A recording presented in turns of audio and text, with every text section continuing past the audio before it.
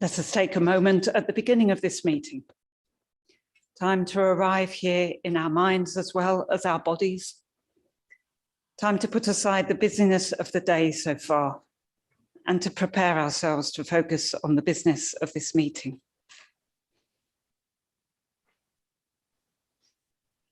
November is a month for remembering. At the beginning of the month, many Christians remember those who have died, giving thanks for their lives and the influence of that our loved ones have had on us and through us on future generations.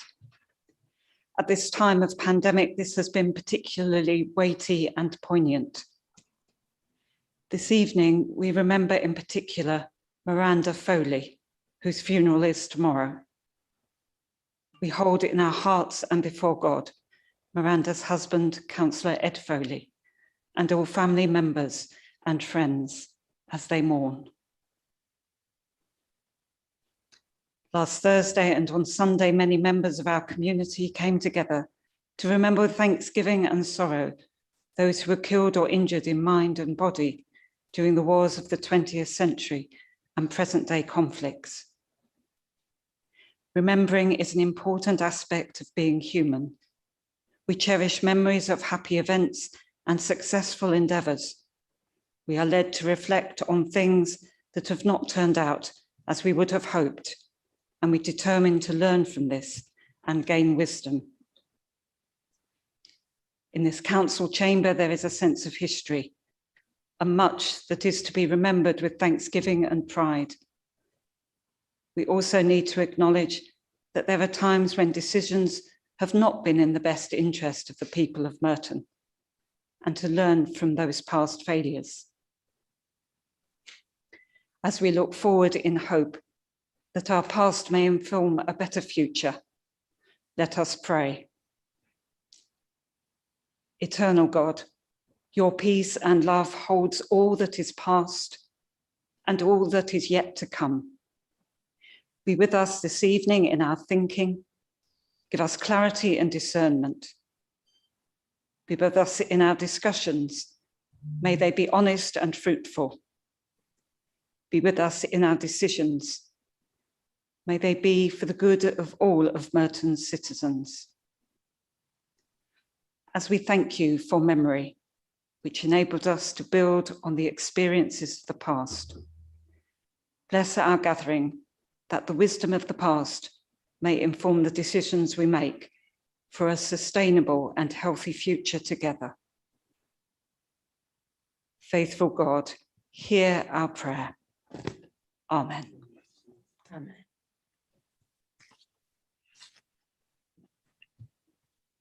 Be seated.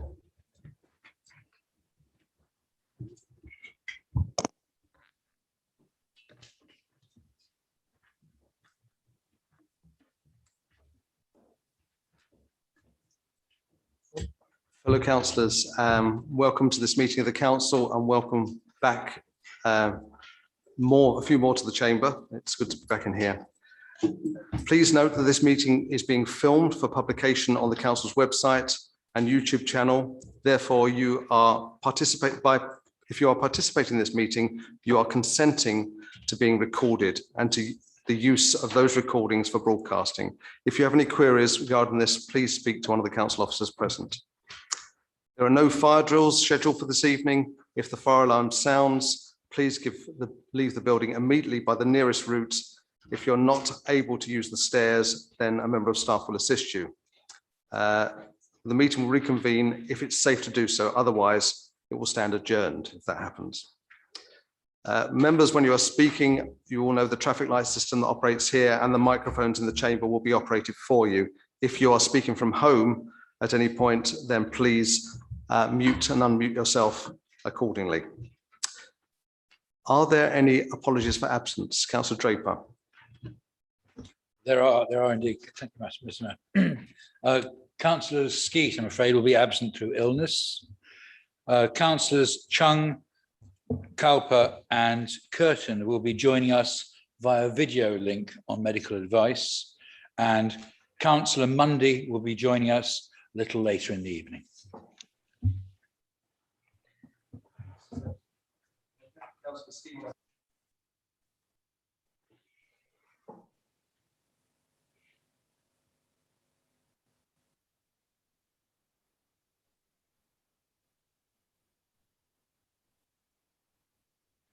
Mr. Mayor.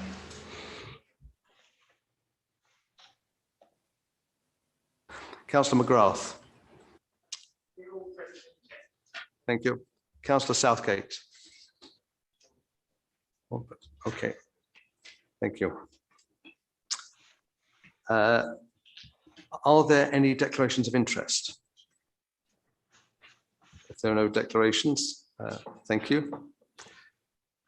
The minutes of the two meetings held on the 15th of September we've already noted an amendment that needs to be made, which is that to correct the chair. I think it was from a template of a previous meeting, but I recall I was in the chair for both of them. Subject to that amendment being made to both sets of minutes, is there any dissent to the minutes of the two meetings held on the 15th of September? As there no dissent, I shall take them as agreed. Thank you. The announcements I would like to start with, as we heard, and we're all aware, a sad passing of Miranda Foley at the end of September, beginning of October, and the funeral is tomorrow. So our hearts are with you, Ed, during this time, and I express the condolences of the whole council to you and your family. I will keep my personal announcements very brief because I'm aware that there's a long agenda, but in terms of recent visits, I have been, I think I announced last time that I was going to try and visit every school. I'm actually getting through the schools well, and we're making good progress on that. And I'm getting really interesting comments from many youngsters, particularly around the environment, where I'm being asked directly in some situations by years 4, 5, and 6 to say, what are you doing about the environment? And it's made me think, but some are also saying, what do you advise us to do about the environment? So there's some good reflective questions coming from the youngsters, and I think they're a credit to all the teachers and the parents of those schools. And I'm looking forward to more visits as we go forward. There have been some events which you've been to and aware of, but there are some upcoming events, including my birthday party tomorrow night, which a number of people are coming to, at Taste Restaurant.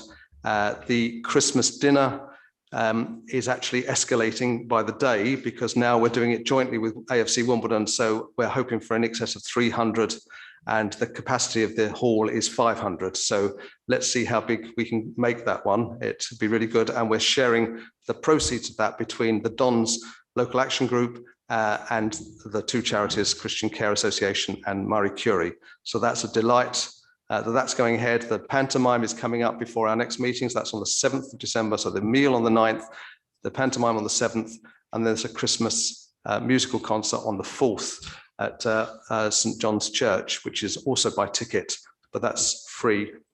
That one, the other two are not free.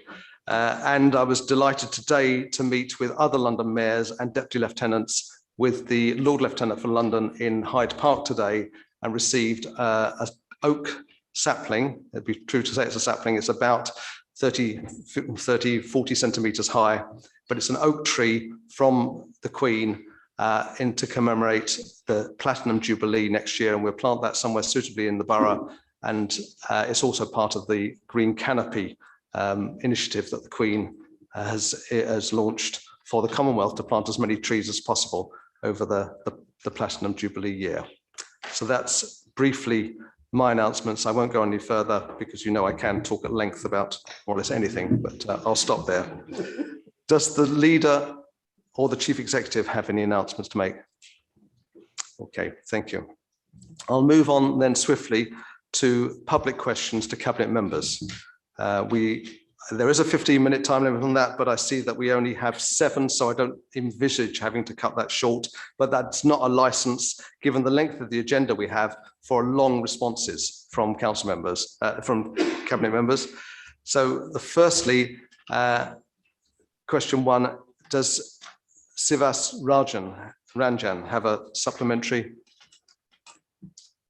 Okay. Yes.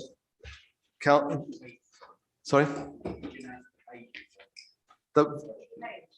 Which page is the question on? It's a good question. It's on my page 2, but that's not your page 2.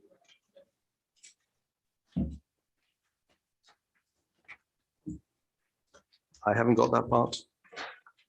Right. Question 2 is from Guy Lockwood. Is there a supplementary question from Guy Lockwood? I see Guy Lockwood online, so would you like to ask your supplementary question, please? Thank you very much, Mayor. I thank the Cabinet member for their answer. However, the standards in Wandle Ward and Hayden's Road are still way below what residents expect. I therefore ask, will the Cabinet member consider a localised improvement plan in Wandle and Hayden's Road to improve standards?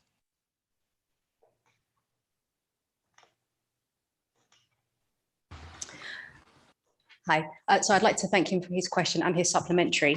When we're dealing with Veolia in this particular area, it's very important to note the areas where they're not as consistent as I would want them to be. There has been an improvement plan in the past, and part of that is we're going to start seeing things like mechanicalized sweepers across our borough, including in wards like Wandle. And I think that will drive the improvements that you and all of us want to see on our streets. It will increase the frequency of street cleaning, and it will increase the visibility of that, so you can see that actually happening. I hope to see those fruits of that labour as we go forward. Thank you. Do you have a supplementary question? You'll need to unmute yourself, Mr. Pocock. Sorry, I didn't hear you there. I thank the Cabinet member for his written reply. Could he please now tell me how many penalty notices have been issued since the 20-mile-per-hour limit was introduced? And if the Cabinet member cannot tell me tonight, will he commit to providing an answer within 7 days? Thank you. I'd like to thank Mr. Pocock for his supplementary answer. Unfortunately, no penalty notices have been issued for 20 mile per hour because it is actually a police enforcement matter. At London councils, across all parties, we have asked for enforcement powers to be granted to council. So obviously, I hope he will support that happening, because I think it is crucial that local government does have the ability to issue fines for people who do exceed 20 miles per hour. Thank you. Thank you. I noticed that Sivas Ranjan has come in and out of the screen recently, so if he reappears, I will go back to him. But does Rob Cousins have a supplementary question? Hi, yes, good evening. Thank you, Mayor. So thank you to the Cabinet member for their answer. Hillside has a lot of flats and roads with no off-street parking available. So will the Cabinet member visit me here in Hillside to see the need for themselves and help us to rapidly increase the spread of electric vehicle charging points across the area? Councillor Lanning. I want to thank you for your supplementary question. So I completely appreciate the concern. We've seen a rapid increase in the number of electric vehicles over the past year. We've seen a doubling. While Merton is in the top 20% of boroughs for EV charging points, we know that there is more to do. We are planning our electric vehicle strategy for next year, but I am happy to meet with him and to look at the specific area in question. Thank you. Okay, thank you. Mr. Ranjan, would you like to ask your supplementary question? Yeah, my supplementary question is that please can the Cabinet member tell me when the trees outside Harris Academy will finally be planted?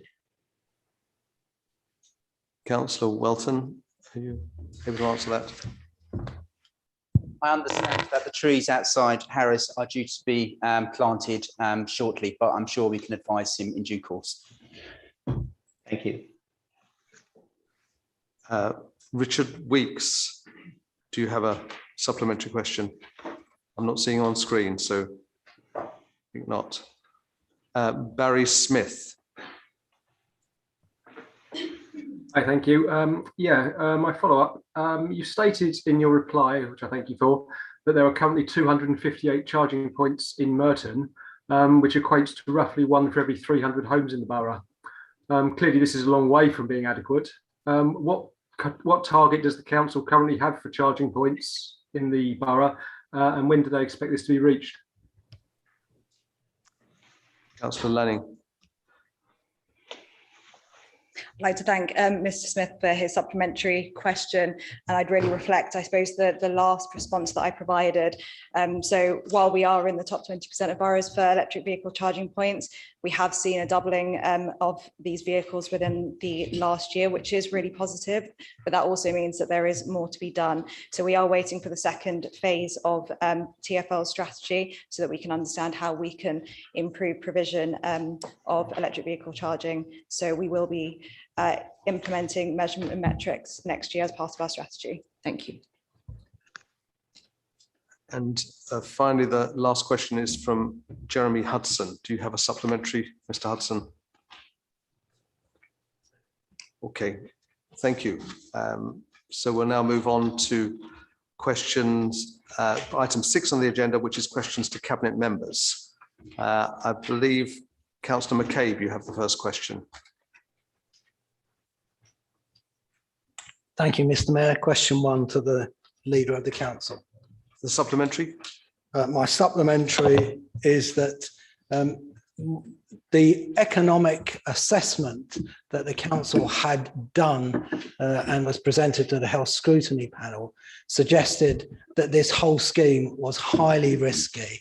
And we've recently heard in the Health Service Journal that the funding, the capital funding, is being cut at the same time that building costs are going through the roof. Does he believe that this move and these plans are in the best interests of the people of Merton? Mm-hmm. Councillor Ellison.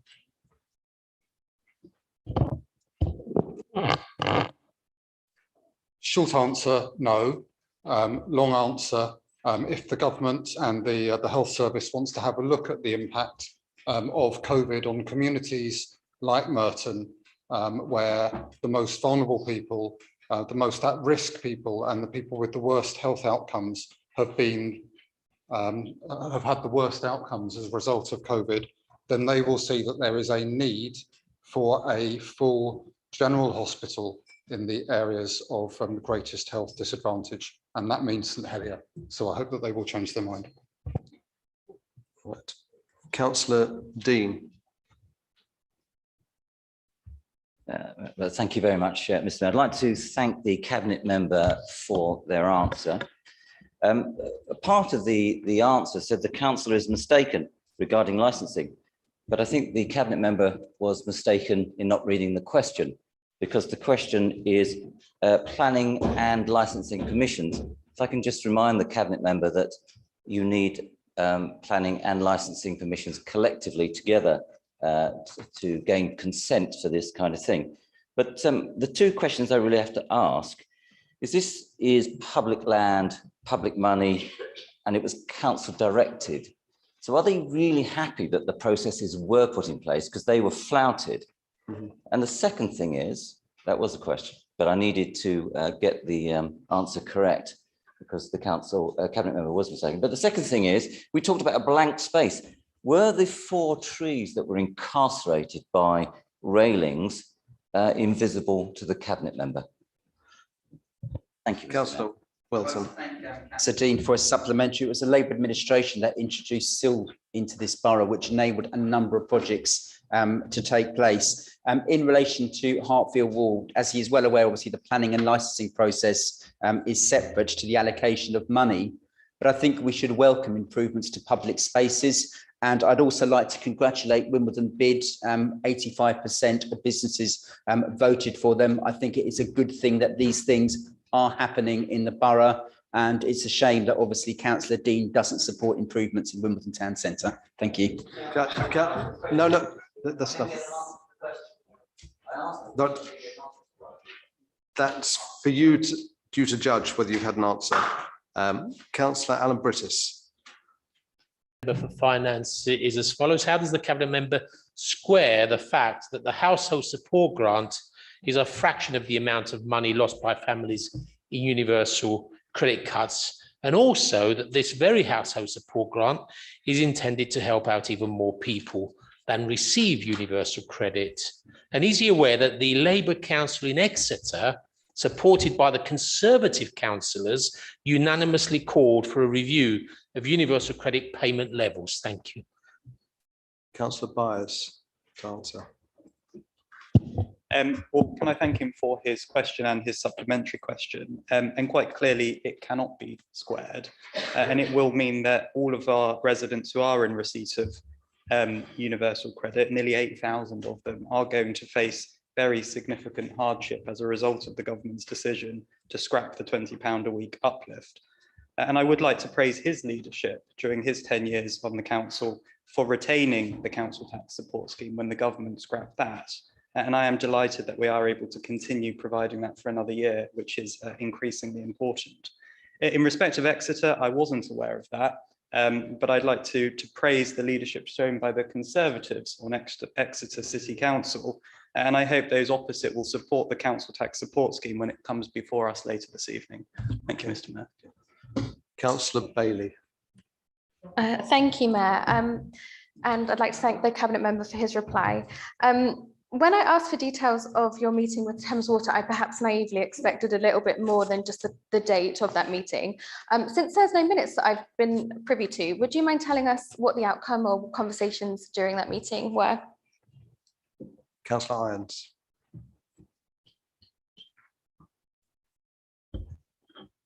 I'd like to thank her for her question and for her supplementary. I met with Thames Water on the 20th of October, and we had a very full and frank conversation. I'm more than happy to meet with you to discuss that further. But one of the key things I took from it was actually their need to communicate far better with residents in this borough about the work they're doing in this borough, because some of it is actually quite positive.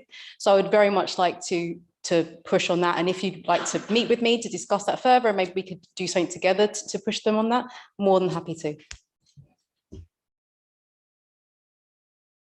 Councillor Henry.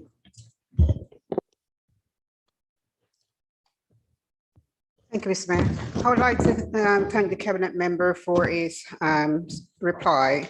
I'm delighted to support this letter this evening. Does he share my concern for the increasing number of people on universal credit?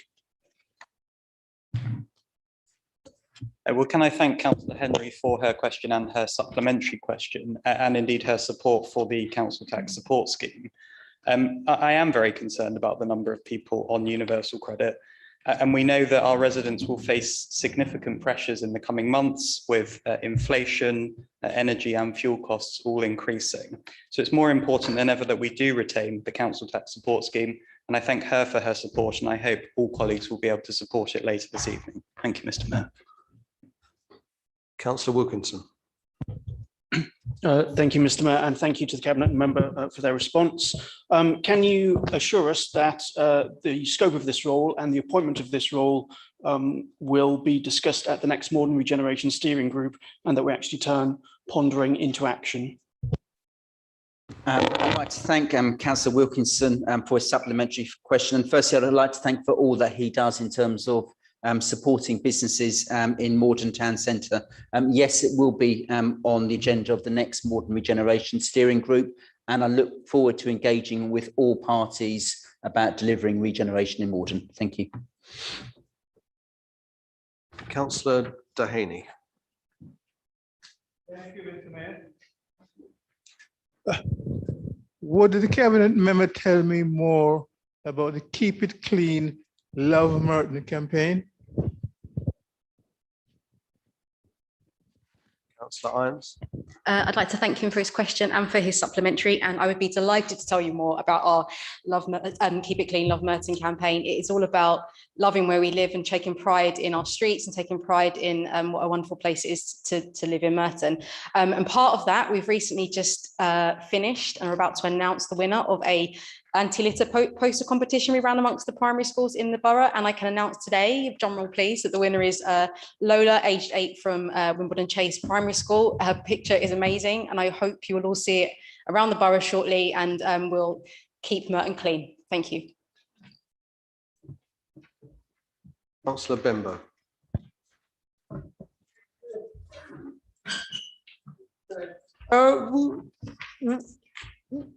Will the cabinet member commit to a meeting with me to discuss how further in improvement can be made? Thank you. I'd like to thank Councillor for his question and for his supplementary, and I'm always happy to meet my ward colleague for a meeting about anything, but particularly about something as important as and there's something that I'm personally committed to about ensuring that young people and children, no matter what their skills, no matter what their backgrounds, are protected and have access to the high level of services and outcomes that we want for all of our children. So I'll be very happy to. Thank you. Councillor Kenny.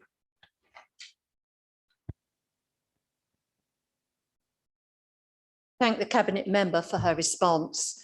Would she agree with me that while she has done absolutely the right thing in diverting funds from the inadequate household support grant towards making sure the borough's most vulnerable children don't go hungry this Christmas, this is not the position the council should find itself in, and that Merton's children deserve better from this Conservative government? Thank you. For your supplementary, and the short answer is yes, I would 100% agree that whilst we are right to use whatever resources we can to support our children and residents who come from low income backgrounds, we do not have the resources to do this, and this is government's problem. We're talking about 6,500 children of school age on free school meals that we're trying to get additional funds to, but who have suffered through the cuts that have already been talked about this evening, such as the universal credit cuts. And Councillor Kenny will know from her role as chair of Children and Young Persons Scrutiny, where just recently we had Poplar Primary School from just down the road come and talk about the challenges that they faced, which included increasing levels of poverty among the children coming into the school and schools having to put in additional resources to support them. What we need is for those families to not be poor in the first place. Thank you. That concludes our councillor questions to cabinet members. I do apologise for times of not switching off my microphone and the confusion that may have caused with my name appearing under virtually everyone that was speaking. I haven't been doing quick changes and dashing around the council chamber, I can assure you. We're now moving on to item 7, which is the strategic theme main report. We're going to have the report proposed and seconded first, and then move to the questions before they're moving on to the debate. So I'm going to invite the cabinet member to propose and then seek a seconder, and that is Councillor Irons, I think, who's proposing it.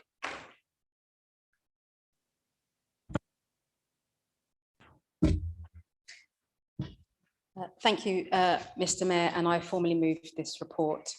Along with my cabinet colleagues, Councillor Fraser, Councillor Akijina, Councillor Lanning, Councillor Welton, enforcement plays a critical part in our portfolios. This reflects the varied and complex challenge for officers when compiling this report, and I'd like to thank them for their work on it. As Cabinet Member for Local Environment and Green Spaces, enforcement against littering and fly tipping sits within my portfolio. I do not believe there is anyone in this borough who spends more time thinking and feeling utterly furious about fly tipping than me.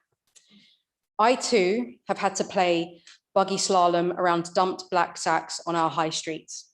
I too have wondered In what universe has it ever been okay to dump a mattress on the street corner? And I too have done a silent scream because someone decided to have a clear out over the weekend and thought it okay to dump their stuff outside a charity shop's door. We all want a cleaner, greener Merton, and the majority of our community take pride in our borough, take responsibility for their waste, and will be pleased to know that this council is not afraid to take action against those who don't.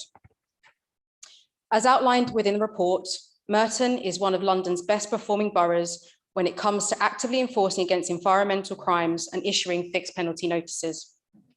Over the last year, we have issued 248 FPNs for fly tipping, and just in the last 6 months, we've issued over 4,000 for littering. But the scale of the challenge to protect our streets from dumped waste is huge. Nationally, almost 1 million fly tips were reported last year, which is a year-on-year increase of 2%. According to data published by the Department for Environment, Food and Rural Affairs, 65% of these incidents included household waste. 43% were left on pavements or highways, and standing at 40, London had the highest average number of incidents per 1,000 people. This reflects the story playing out here on Merton streets. Last year, we cleared 16,000 fly tips, which is a 29% increase on previous years. The majority contained household waste and were left on pavements and highways. As the scale of the challenge has changed, so must our approach to enforcement. In October, we launched an enforcement pilot in the areas with the highest numbers of persistent and chronic fly tipping. Working in partnership with Kingdom, additional enforcement officers are patrolling areas such as Colliers Wood, Graveney, Merton High Street, Kingston Road, and Long Thornton to issue fixed penalty notices to anyone caught fly tipping. In just 1 month, the pilot has resulted in over £15,000 worth of FPNs being issued. As outlined in the report, we are investing in fixed, deployable and smart cameras. And although CCTV is not a silver bullet and it won't catch every single fly tipper, we will follow in the steps of councils like Barking and Dagenham, Haringey, Wandsworth, to create our own online wall of shame. So, Mr. Mayor, our message to fly tippers and litterers is clear. We won't stop until you stop. Don't mess with Merton. Thank you.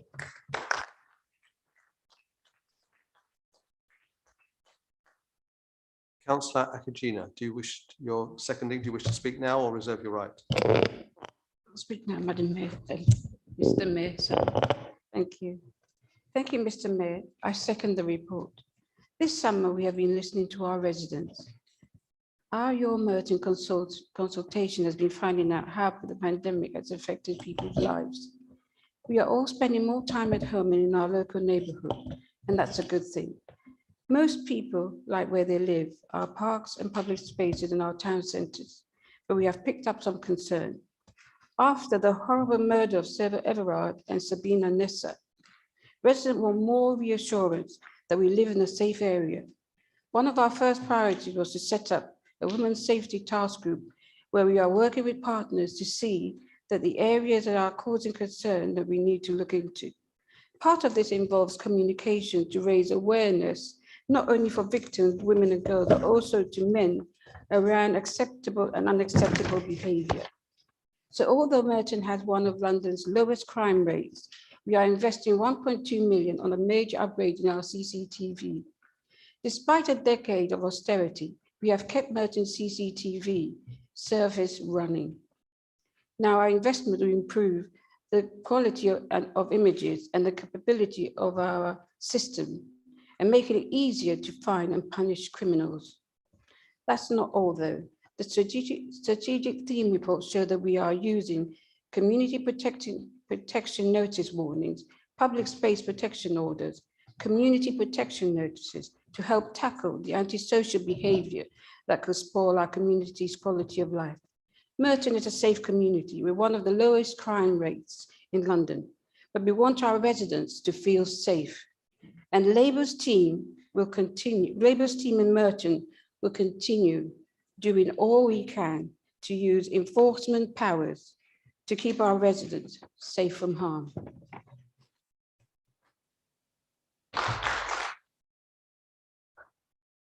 Thank you. As mentioned, we'll now move on to the questions on the strategic theme, and then we'll continue with the debate after those. So firstly, can I ask Councillor Alan Brittis if you have a question?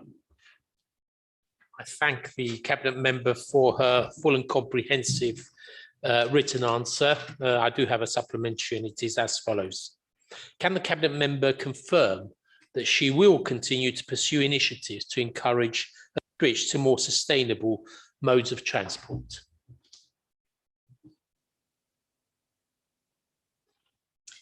Thanks, Alan Brittis, for both your question and your supplementary question.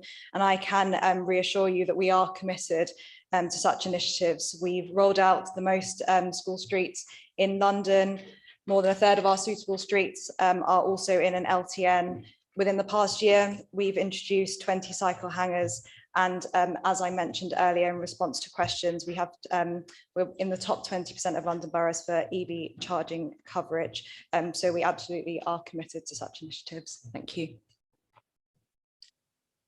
Councillor Holden. Thank you, Mr. Mayor, and thank you to the Cabinet Member for their answer. Will the Cabinet Member make Merton's diesel tax less blunt so that a car that is ULEZ compliant, according to your own Mayor of London's criteria, will not have to pay such a blunt levy in Merton? I want to thank Councillor Holden for both his question and his supplementary question. As he'll be aware, the reason that we are not progressing with emissions-based charging is because too many families right now are facing a cut to universal credit, a hike in their energy costs this winter, plus a substantial rise in national insurance contributions. So it is not appropriate for us to relook at this measure. Thank you.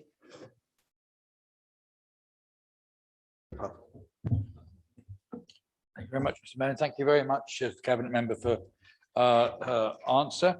I'm really delighted. I'm really delighted to hear there have been no recent breaches of licensing conditions in events in Morden Park. Licensing and parks being two of my favourite things. I'm very aware of how important it is for the council to be able to hire out our green spaces for the good of the council's finances. Can the Cabinet Member update me on very recent work in the libraries, another of my favourite things, another aspect of her portfolio which brings in vital income as well as bringing communities together? Thank you.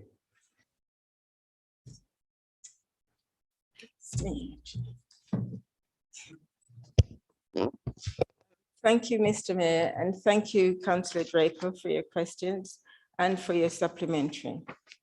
As I know that I meet you in the library playing your guitar, so you do know what's happening there, which is well appreciated by the young people. However, there are various things happening.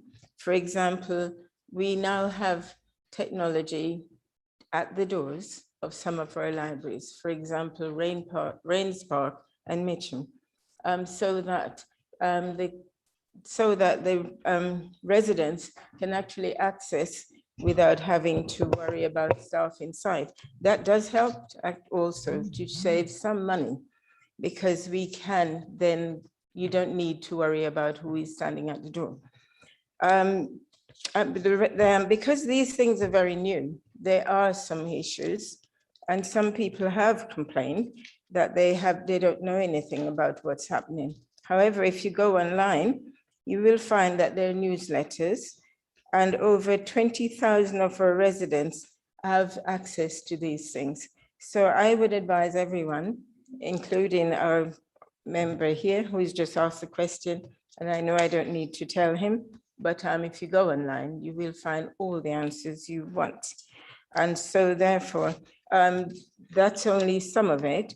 But at the moment, we've got Barclays Bank, which some of us petitioned because we thought they were leaving. They have left in terms of the building, but they are now going to be in 3 of her libraries, Mitcham Library, Pollard's Hill, and Colliers Wood shortly. We don't exactly have the date yet. They will be there 3 days a week. So therefore, they are not gone. They will be accessible. And also, we've asked for the machines to be put in. So when they are not there, people can actually access it. Thank you. Councillor Howard, Janice Howard.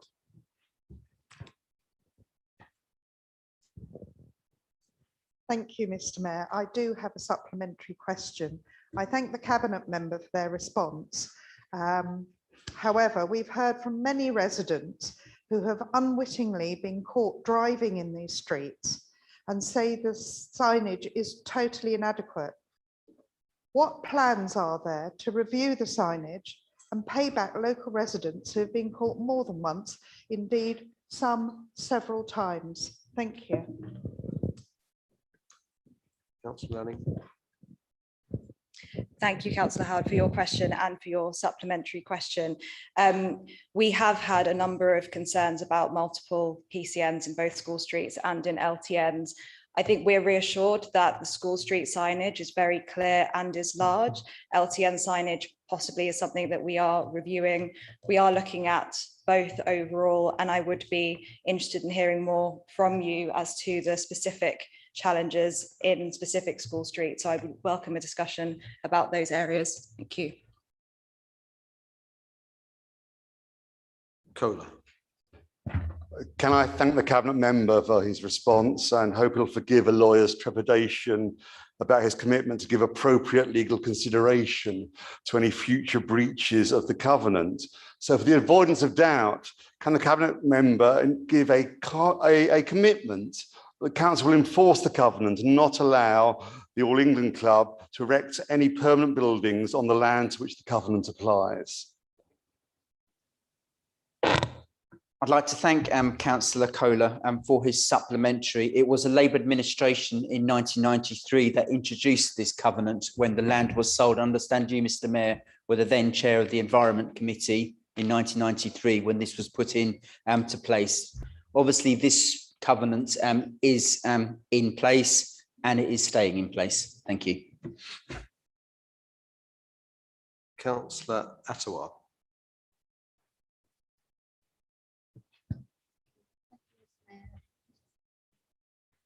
Thank you, Mr. Mayor. I have a supplementary question, and I'd like to thank the Cabinet member for her answer to my question.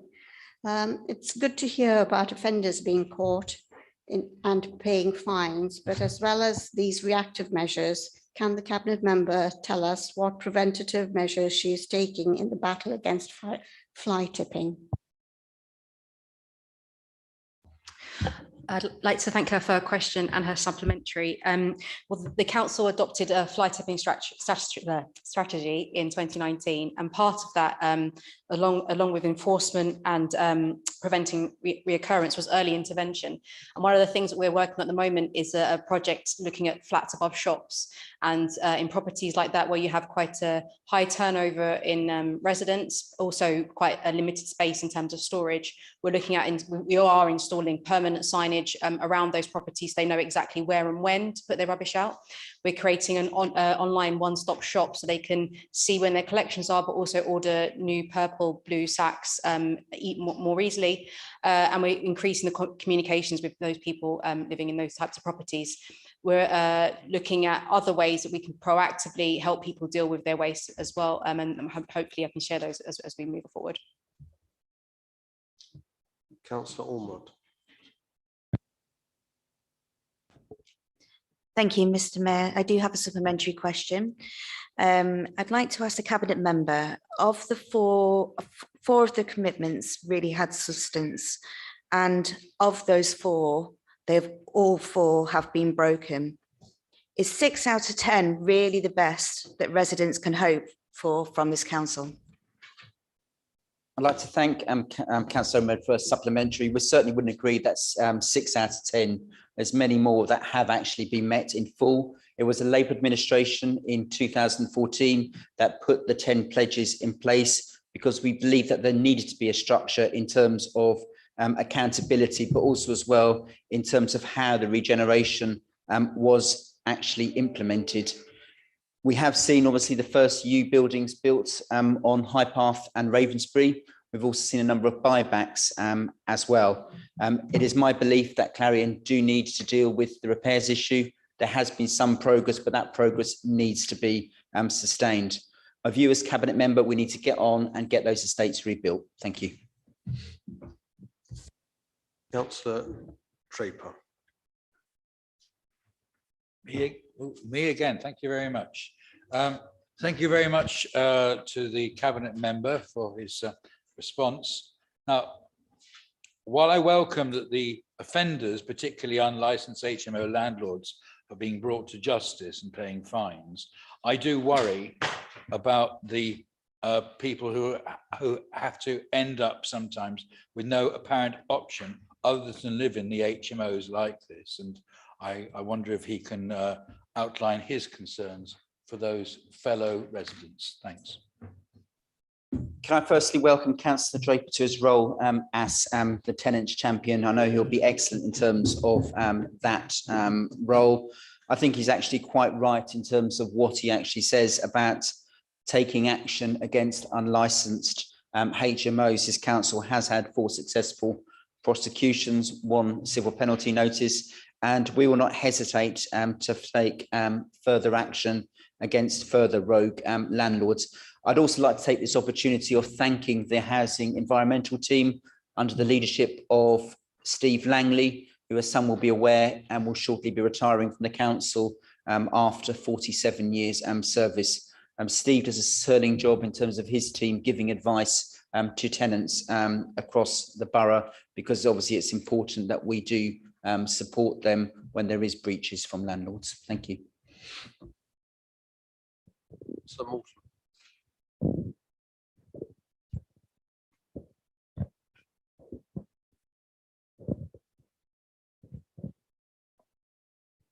Thank you, Mr. Mayor, and I thank the Cabinet member for her response.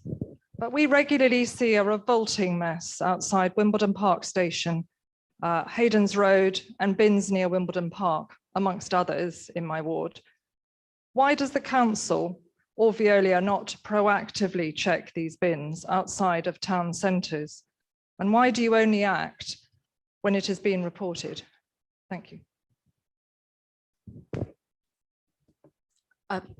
I thank her for her question and her supplementary. The short answer is that we do react obviously to reports, because that's the service level indicators that Veolia react to. So they have 24 hours to respond and to get to an overflowing bin. The issue we're having with litter bins is fly tipping.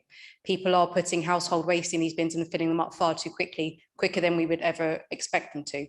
And I can completely understand that it may feel cumbersome to continually report bins, but we are soon to launch a new reporting tool, which will make this far easier for our residents. And hopefully you'll get a better response, because you'll be able to see when a job has been closed. And I hope that will help improve the situation so we can all work together to keep the borough clean. Councillor Bukhari.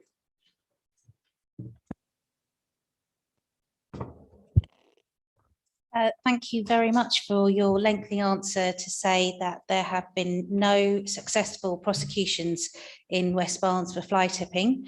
I was interested just to hear about this, the fly tipping strategy, because we have been as a group constantly raising concerns over fly tipping and the lack of proper waste disposal arrangements for people living above shops.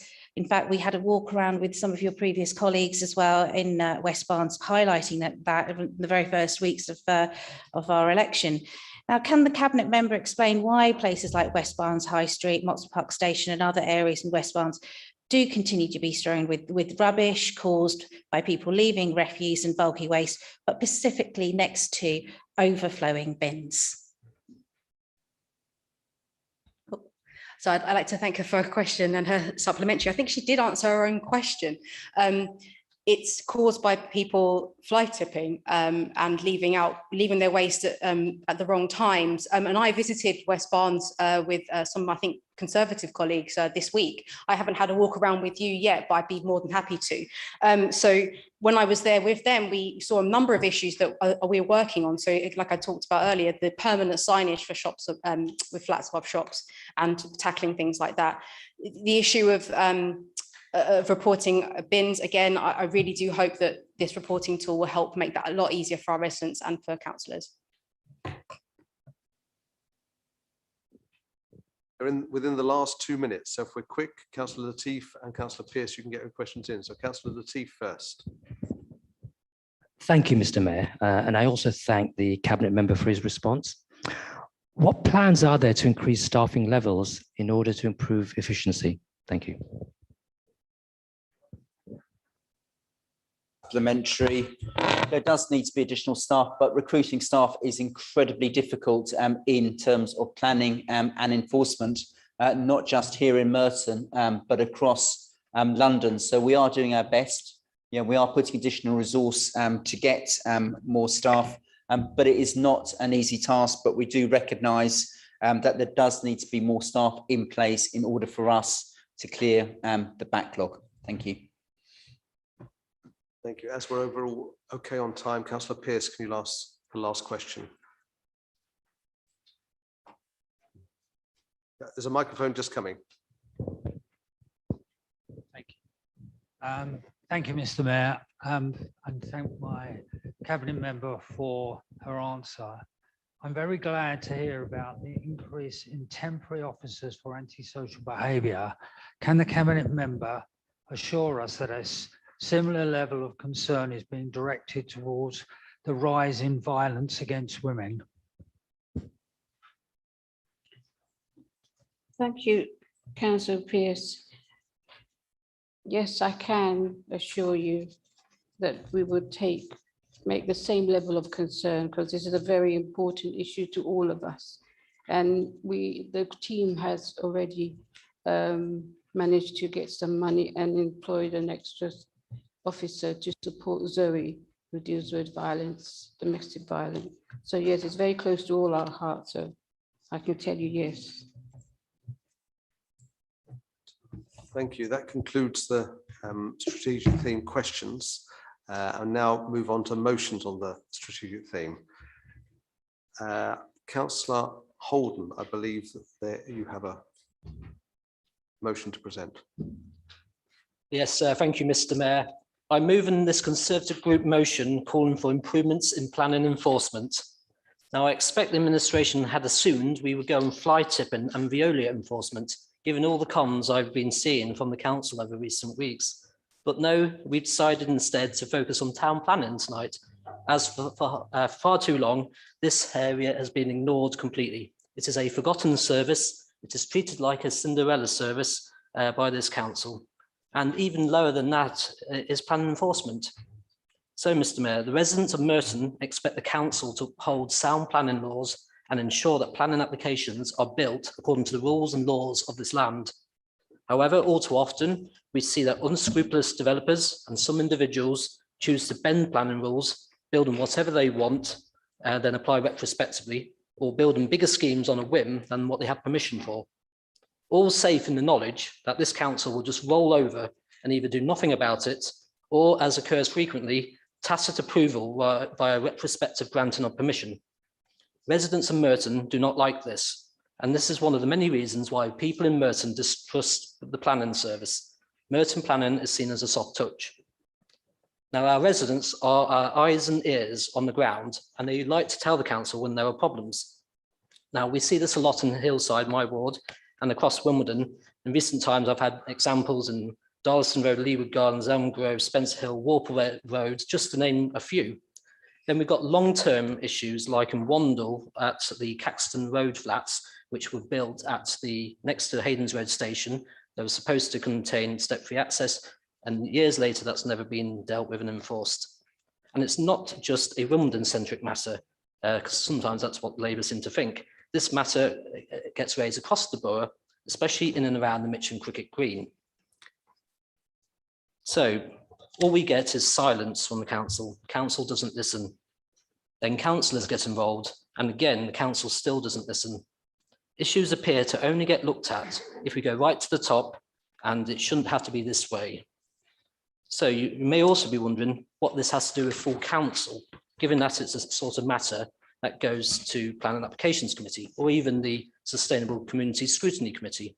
And yes, you will be right in thinking that, but PAC tends to gloss over planning enforcement at its meetings, and the Sustainable Communities expresses concerns every year at its meetings, and all the years I've been on that committee, and nothing ever seems to get done about it. No discernible improvements are made. So tonight, as the motion suggests, we would like to see firm action taken by this council, by the cabinet member and by the relevant officers to improve planning enforcement so that the residents of Merton can be ensured that what is built is legitimate and sound and for the benefit of everyone. I won't go through all the bullet points in my suggestions, but I will highlight a couple of points. Stronger enforcement. This council ought to be more like Westminster Council, who, for example, halted an illegal demolition of a pub back in 2015 and compelled the developer to put it back brick by brick, and they kept checking on it until it was complete. And also listening and communication. Council needs to listen to the residents and their concerns and us councillors and communicate in a two-way fashion so that we know that enforcement is in progress, what can be enforced or why it can't be, and when it is complete. Mr. Mayor, I hope you would agree that this topic is a worthy topic to look at, and I look forward to everybody backing this motion tonight.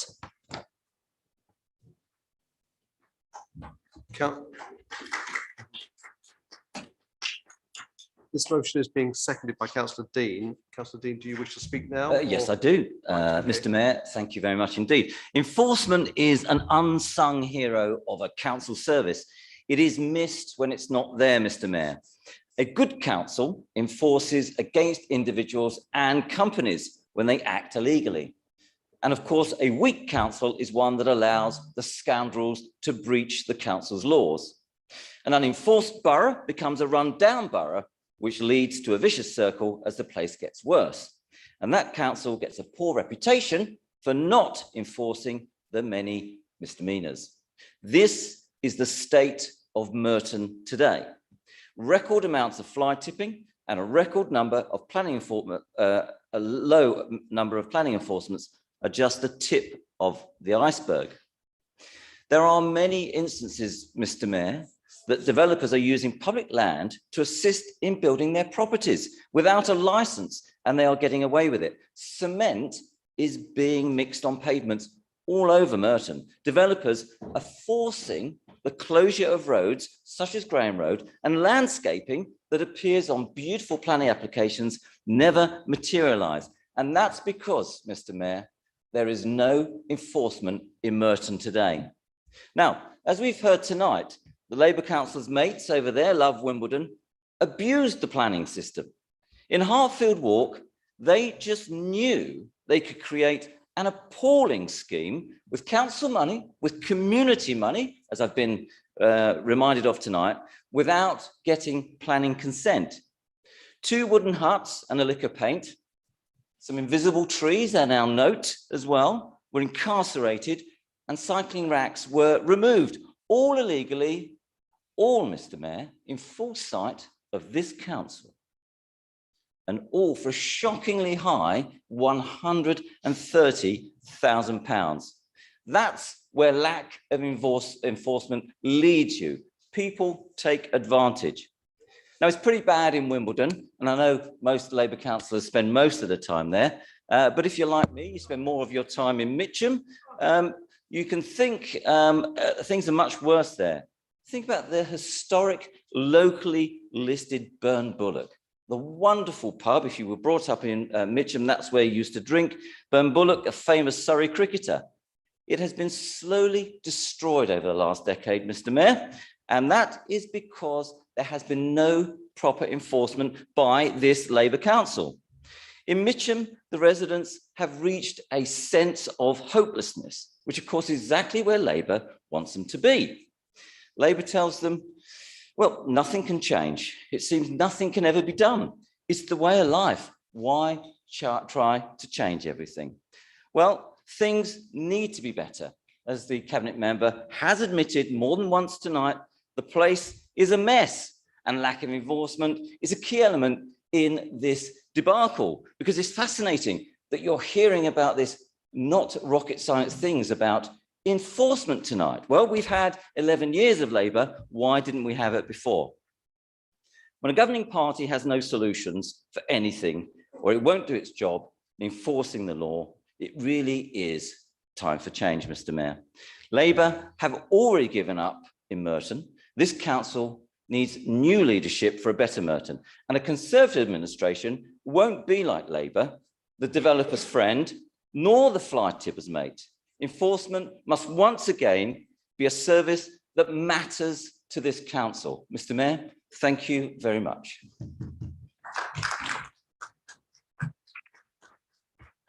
We have an amendment, I understand. Councillor Weltham, will you please move your amendment?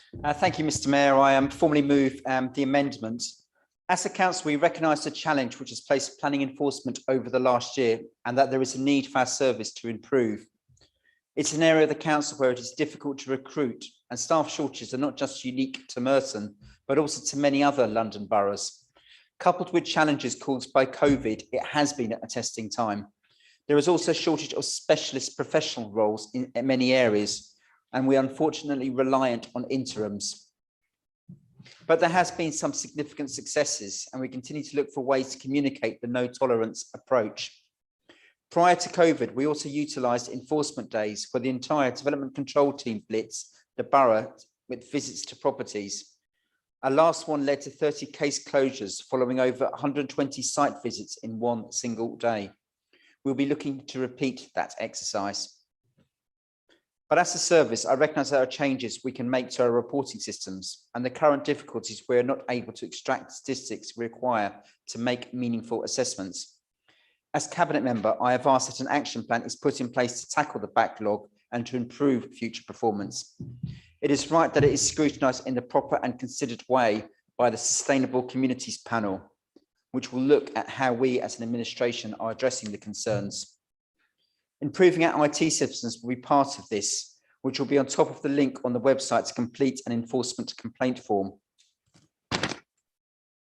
The team do intake enforcement action where it is able to do so, but many reported issues are not actually breaches or can be remedied by a retrospective planning application. As Cabinet Member, I have also been robust in terms of communications about the actions of Trust Forward, which unilaterally cut down trees outside their car showroom on Plough Lane, and they have rightfully been exposed for their actions. Whilst I have taken some remedies to mitigate the loss, I know many residents and councillors want to see legal action embarked on, and we continue to look at taking court action against Trust Forward. As Cabinet Member, I will not hesitate to again speak robustly if similar actions take place. I'd also as well like to raise the point in terms of Caxton Road. It is not the developer that has prevented access to Hayden's Road, but GTR Thameslink. We know that that has to be delivered. The development has shown a willingness to that, but the train provider does need to act. And it's something that I have been vocal on and have met with them on this issue. And also as well, in terms of the Burn Bullock, many enforcement officers have visited there on regular occasions and fully investigated it. The state of the Burn Bullock does concern me, but at the moment there is not an enforcement case to be taken in terms of that instance. So therefore I ask Council tonight to please support this reasoned amendment. Thank you. The amendment has been seconded by Councillor Byers. Do you wish to speak now or reserve your right to speak? I'll speak now, Mr. Mayor. Thank you, Mr. Mayor. I'm very pleased to second the Labour amendment. Mr. Mayor, I think we all recognise the importance of a well-functioning planning enforcement team and the importance of planning enforcement to all of our residents. I would commend Councillor Welton and the officers for the work that is already taking place to try and speed up the time in which enforcement action is taken and to reduce the backlog of cases, not only through the improvement programme, but other initiatives such as the enforcement days outlined in the report and that Councillor Welton has just touched on. We do recognise that there is still a significant backlog of cases and we need to do all we can to reduce that backlog. But there are some important caveats to our ability to do this, Mr. Mayor, which the Labour amendment sets out, principally people and capacity that they create and funding. In respect of people, Mr. Mayor, the difficulty the council has had in recruitment is in no way unique to this borough. Councillor Welton has touched on this already, but the sector faces a skills shortage that the government has simply failed to address, and it is not the only sector to do so. Local authorities are only ever going to be able to do so much to fix this. It will ultimately require a concerted effort from the government and the sector to attract more people to the profession and build up the workforce. And it is right that we recognise that challenge, as it does have a direct impact on our ability to enforce all breaches in a timely manner. Secondly, Mr. Mayor, in respect of money, the council made a decision at the start of the Conservative austerity years to prioritise looking after our young people and our most vulnerable residents. That was the right thing to do, and the administration remains committed to the July principles, but it has meant that less money has been available in other areas, particularly in environment and regeneration. Mr. Mayor, Councillor Holden described it as a Cinderella service. The truth, though, Mr. Mayor, is that that is a direct result of the significant government cuts to local authority budgets stretching back for the past 11 years. I know many of those opposite do not recognise this, Mr. Mayor, but the Chancellor does, as he boasted at the budget that levels of spend per pupil were returning to 2010 levels, hardly a ringing endorsement of the past decade of Conservative austerity. Enforced cuts to services run by Environment and Regeneration are a direct result of the years of budgetary cuts to councils, which means we have to manage the services we deliver with significantly fewer resources than we previously had. So, Mr. Mayor, yes, we recognise that planning enforcement is an area that is extremely important to all residents. Yes, we recognise that we do need to explore ways to make it more user-friendly and improve communication.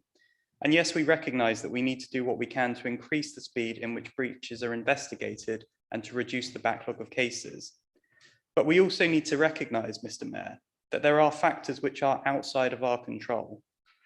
The government and the sector need to develop a plan to address the skills shortage the sector faces. But unless Rishi Sunak announces he is taking local government grants back to 2010 levels, the financial envelope available to us will remain extremely challenging in the coming years, which will require increasingly difficult decisions about where we choose to prioritise our spend. Mr. Mayor, I second the Labour amendment.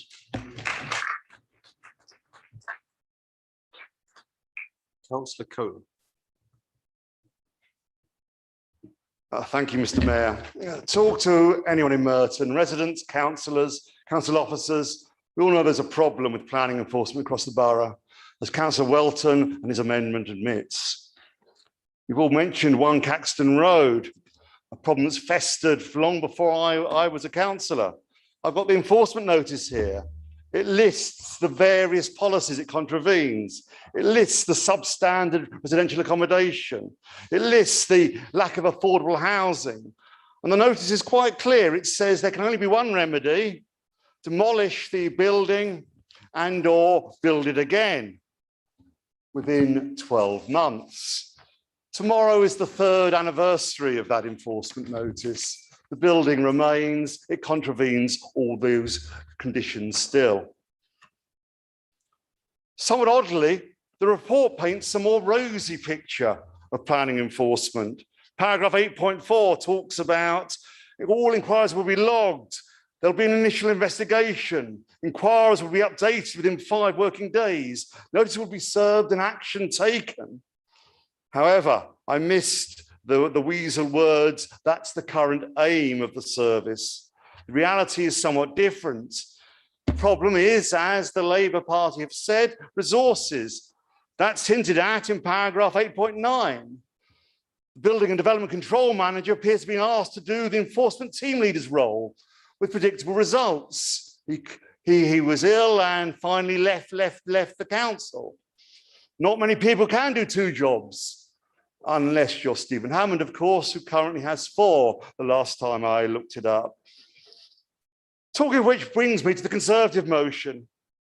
I wholly agree with your opening paragraph. Council, and I assume you mean the Conservatives, also recognise the importance of good town planning. Why then has your government removed the community's voice on a whole swathe of planning decisions? Wimbledon is inundated with developers adding extra stories to purpose-built flats without the need for planning permission. Why, my Conservative colleagues, if you believe in this, did Stephen Hammond vote in favour of removing the community's voice in such situations? As for the rest of the motion, it is just micromanaging verbiage. I'm sure the enforcement team don't need the combined expertise of Councillors Holden, Dean and Gretton to tell them what to do. They need a leader, as is clear in this report. Perhaps, of course, you know someone with time on their hands who's recently lost some lucrative employment opportunities. A far better line of attack would surely be, why does planning enforcement not have the resources it needs, given Merton's 8.5 million surplus last year? Time. Thank you. Time, Councillor Caller. Thank you.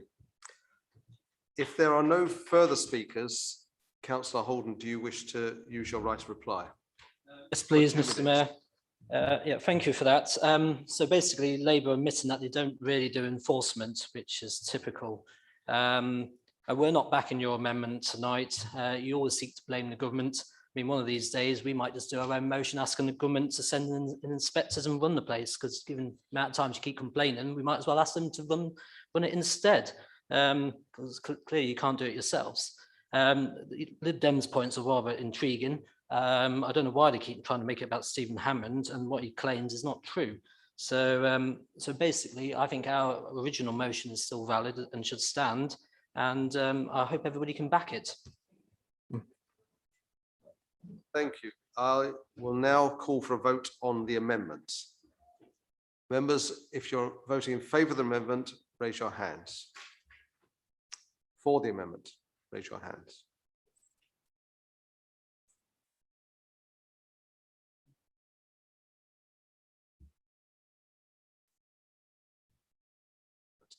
Those against?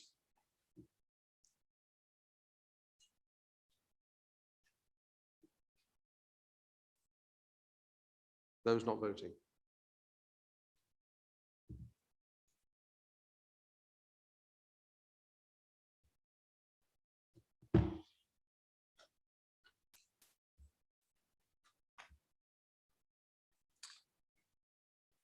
Those for the amendment 29, against 19, not voting 6. You may have noticed on the screen that people at home were voting. They've not been included in the votes. So it's only those in the chambers whose votes counted. But thank you for indicating nevertheless at home. I now go for, so the amendment is passed. I now call for a vote on the substantive motion as amended. Please indicate if you are, right. Please indicate if you're for substantive motion as amended.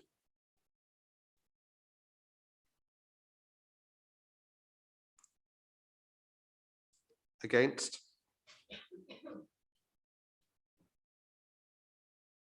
Not voting?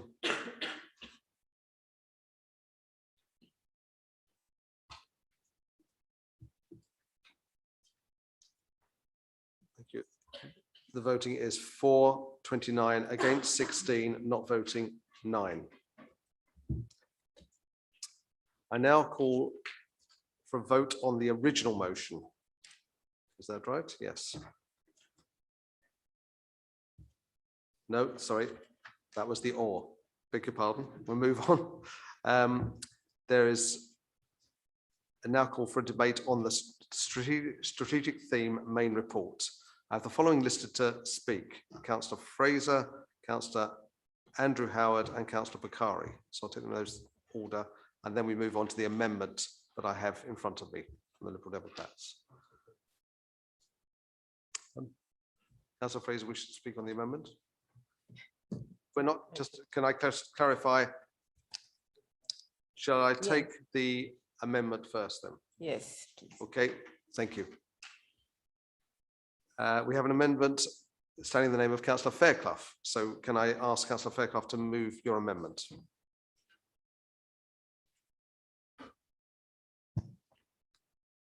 Thank you, Mr. Mayor. In response to the 2019 Local Government Boundary Commission, Merton's Conservatives argued, in their words, leisure, waste, parks, council housing and legal services are all now either outsourced completely or shared in multi-borough partnerships requiring a minimum or no input from Merton councillors. Now, I find that more than a little complacent, Mr. Mayor, especially given the situations we find ourselves in with most of Merton's contractors, where the solution seems to be more oversight and more input from councillors, not less. But Mr. Mayor, you might be asking, what is the link between this and our amendment to the strategic theme report? Now, our amendment tonight, which I'm proposing, is to encourage the administration to reflect on whether the oversight of Merton's housing partner, Clarion, is part of the reason the repairs on our estates have got to the situation that they're in. We were reminded during the call-in that the council has powers under environmental health legislation to take action against Clarion. It also has significant informal power to lobby for action. There is, however, little to no evidence that repairs have formed a significant part of that conversation with Clarion. Seeing the situation this year with the Earlsfield estate and now problems highlighted in other housing association properties, I'm actually ashamed to be a Merton councillor. I feel we're responsible, Mr. Mayor, but I don't see much contrition, and certainly not from the administration. Instead, I see a similar complacency to that I outlined at the beginning. Mr. Mayor, like the Conservative submission to the Boundary Commission, the view seems to be that such matters are not really our problem. The administration's approach is outlined at para 10.2 of the report. In relation to Eastfields, do we think that approach has worked? In response to a question from Councillor Stanford in July, the Cabinet member said he had acted immediately and just as soon as the seriousness of the matter was brought to my attention. But when exactly was that? And we also learned from evidence to the Sustainable Communities panel recently that the problems reported on by ITV were not new problems, nor problems where residents had simply not complained. They were long and ongoing complaints, complaints where Clarion had not taken action, where the council had not taken action, and where the local MP had not taken action until, that is, they were on TV. Indeed, the report fails to outline any significant activity in relation to the housing enforcement outside of HMOs, a fact outlined by Councillor Draper's question for Cabinet member, where the answers were all about HMO licensing enforcement. My group has been pushing on the enforcement in either the private or the social housing sectors since our election in 2018 and simply getting brushed off. Now, new research from Shelter suggests that around a quarter of renters in England, some 1.9 million households, are being harmed by poor housing mentally and or physically. The charities poll also reveals that the most common problems affecting renters' mental and physical health are damp and mould, around a quarter, being unable to heat their homes properly, also around a quarter, struggling to pay rent, about a fifth, and the fear of eviction, slightly under a fifth. This is a significant area of work that needs real attention, thoughtfulness, and oversight. Now, many councillors I speak with from all groups, including those in Cabinet, Mr. Mayor, accept that the portfolio that combines regeneration, housing, and the climate emergency is simply too broad. It's just not possible for any individual to be effective in this role, and this needs to change. Mr. Mayor, we sought to help matters in July with a tenants champion scheme, but depressingly, this is simply being set up for a fail. It's not really advertised. We get excuses about this from the councillor carrying out the role. I noticed he was welcome to the role tonight. Well, that motion was passed in July. It's quite a long time for a year's trial to only be welcoming tonight. And despite the wording of the motion passed, no one has yet spoken to Richmond Council, who've had a successful scheme for over 10 years. Mr. Mayor, I'd like to ask the administration to stop holding their tongues. I'm asking them to accept we need change, to sweep out the old ways. Honestly, I just want to see them be brave. Please back the amendment. Thank you. The amendment is being seconded by Councillor Bailey. Do you wish to speak now, Councillor Bailey? Thank you, Mr. Mayor. I formally second. Right, okay, thank you. Moving back to the list of speakers I have then, Councillor Fraser.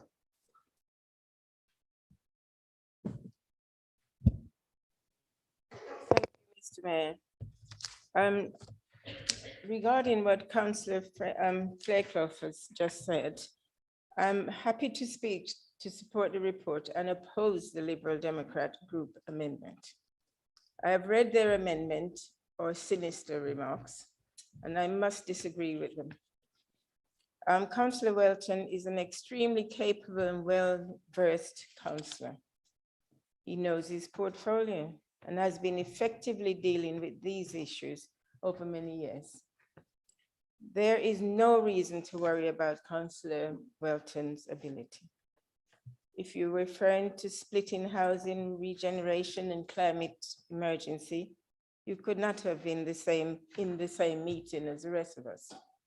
These things go together. Councillor Welton, along with the relevant officers, are on top of these issues and the plans for resolving them. They fit together, as said, And nobody is more on top of the details than Councillor Welch. How the Liberal Democrats think they can solve our housing problems without looking at regeneration, I have no idea. But then again, they have no idea either. Maybe they just don't want the regeneration that will deliver the housing. Or maybe, as I said, they just have no idea. The information in this amendment has no grounds, and I will vote it down. Thank you. Councillor Andrew Howard. I wasn't aware that I was speaking to the amendment, but is that the case? Other was speaking. Many people saying they wish to speak, so therefore, if you speak against the amendment, then you're speaking. I'm not speaking in relation to the amendment at all. At all, right? Okay. On the report as a whole, do you wish to speak? In relation to the amendment, no. I have a separate. Right. I'll come. Thank you. Back to you afterwards. I'm trying to think how I'll do that. But Councillor Bakari, do you wish to speak on the amendment?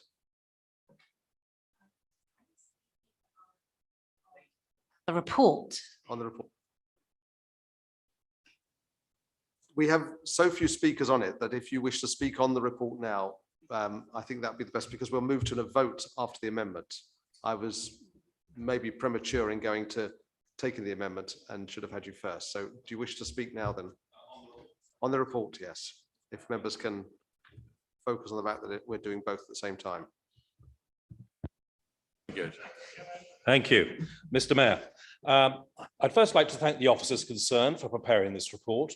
It's clear that they and their colleagues are working hard for our community and under challenging circumstances. As with any organisation, there will be performance management issues, but here they relate far more to the increasingly desperate policy shifts of a tired Labour administration, a Labour administration that's on the defensive, shifting its priorities from left to left, and with officers expected to bridge the gaps between Labour's latest social media messaging on one hand and what can be realistically delivered on the other. The report itself starts by affirming an important principle that enforcement should support the delivery of, I quote, safe, clean and green communities. The question for us tonight has to be, is the Labour Council succeeding? Now, I stand here proudly as a councillor for Wimbledon Village, and I can assure you that my residents' most basic concerns are shared by residents throughout this borough. So, safe communities. Now, there's progress, but our poor street lighting leaves women afraid to walk our streets after dark. There is also constant concern over the volume of HGVs using our narrow residential streets as cut-throughs in breach of restrictions. In many cases, these breaches relate to semi-industrial businesses that should never have been granted permission by Labour to operate from their unsuitable locations. I see nothing in the report to suggest that these concerns are shared by Labour. That, Mr. Mayor, is poor value for money. And clean communities. Now, a rewrite here, a slight rewrite, because I do see intent, I do see some areas of progress, but this remains a depressingly long-standing weak spot for Labour. When we nominated enforcement as the theme for tonight's meeting, Labour realised it was time for visible action, but with a clear priority on using Merton Council's social media accounts to launch a defensive comms campaign.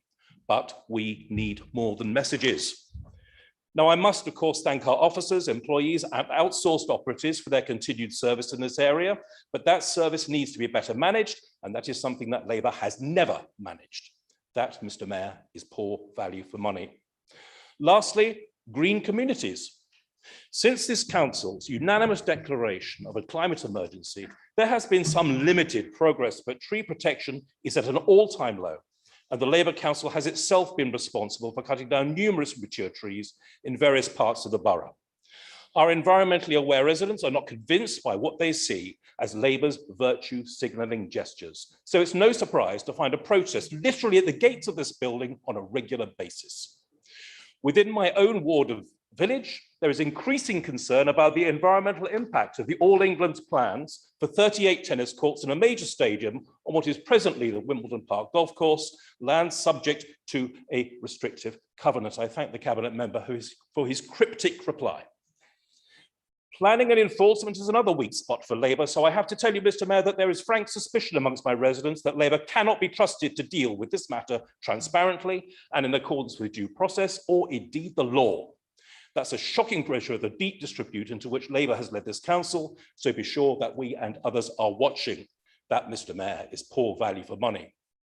So if Labour isn't delivering safe, clean and green communities, we're left with what they are good at, which is enforcing £130 fixed penalties on our residents for the inadvertent use of poorly signed school streets, while at the same time letting down those same residents for failing to enforce contract clauses with corporations that would bring in millions.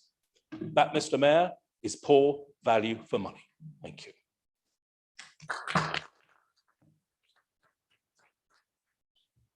Councillor Bakari Anderson, you're also speaking on the report. Thank you, Mayor. I will actually talk very briefly about the amendment because I'm actually really angry right now. We gave a fantastic idea about the tenant champion, and community ambassadors are really making a difference right now in Richmond. They're making a difference to the lives of people who are really in need. And we gave you a fantastic idea that can make a change to those people who are living in squalid conditions right now. I'm really cross. And I think that must be made clear. Let's make sure that this idea works for the sake of those residents. Sorry about that. Right, I'll calm down.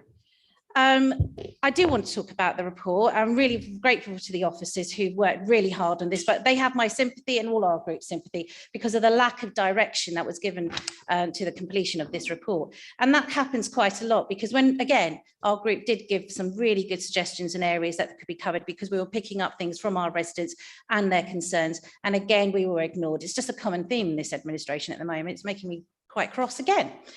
But let's be honest, councils are forced to outsource services because there are cuts to local authorities.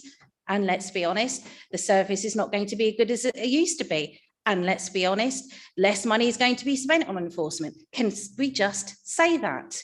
There is no honesty here. We must be honest with our residents. And let's be clear, the administration and the official opposition insist on continuing to hand large contracts to the private sector. And they need to ensure that officers are suitably equipped to construct robust contracts and performance manage these multi-million pound deals rigorously with the best interests of the residents in mind. I'm also pretty cross about the response I got from my question earlier on, where it said that West Barnes is maintained to a high standard. If you were to walk around West Barnes and talk to the residents, they would disagree. I disagree. It's not to a high standard. Please be honest. I'm really sorry that I'm getting cross about this. It's not something that I like doing, but I have residents who are emailing me constantly about the condition that they're living in, and we need to start being honest. We don't have enough money, let's say that. We don't have enough enforcement officers, let's say that. So what is going on? What is going to be done to performance manage these waste contracts and hold these contractors to account? There's no focus on hotspots for fly tipping. If you go and look at the corner of Seaforth Avenue by West Bends Lanes or Errol Gardens in West Barnes, there are posters up right now saying that there are going to be fines issued. But everyone knows that's not going to happen. Let's be honest. Is that there when you walk around Mops Park Station, more signs saying there'll be fines issued? Let's be honest. So I want more to happen here, and I think we can do better. Thank you. If there are no further speakers, and I apologise for the slight mix-up in the order there, but I think we've had all the speakers on the amendment, the speakers on the report. Councillor Irons, do you wish to use your right of reply at this point before we move to the vote? Yeah. Thank you, Mr. Mayor, and I will start by being honest. Councillor Byers was honest when he said we have suffered over a decade of austerity, and that's made it difficult for things like planning to get the resources it desperately needs. And it's good that we've acknowledged that this is an area that needs significant work, and it is happening.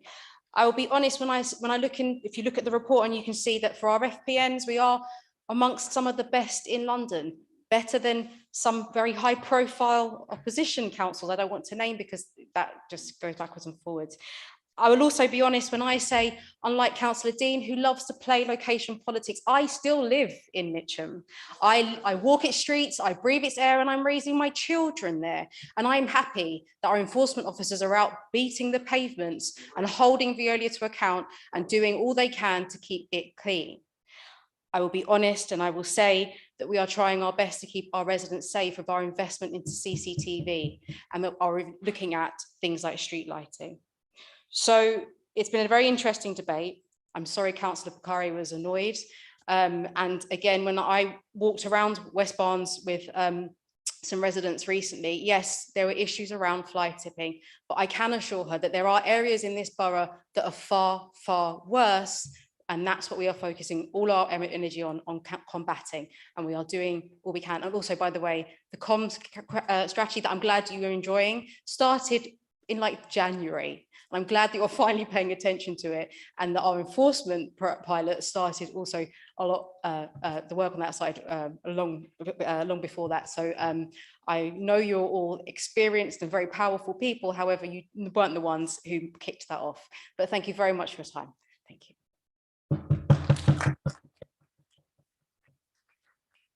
I will now call for a vote on the Liberal Democrat amendment. Please raise your hands if you're voting for the amendment.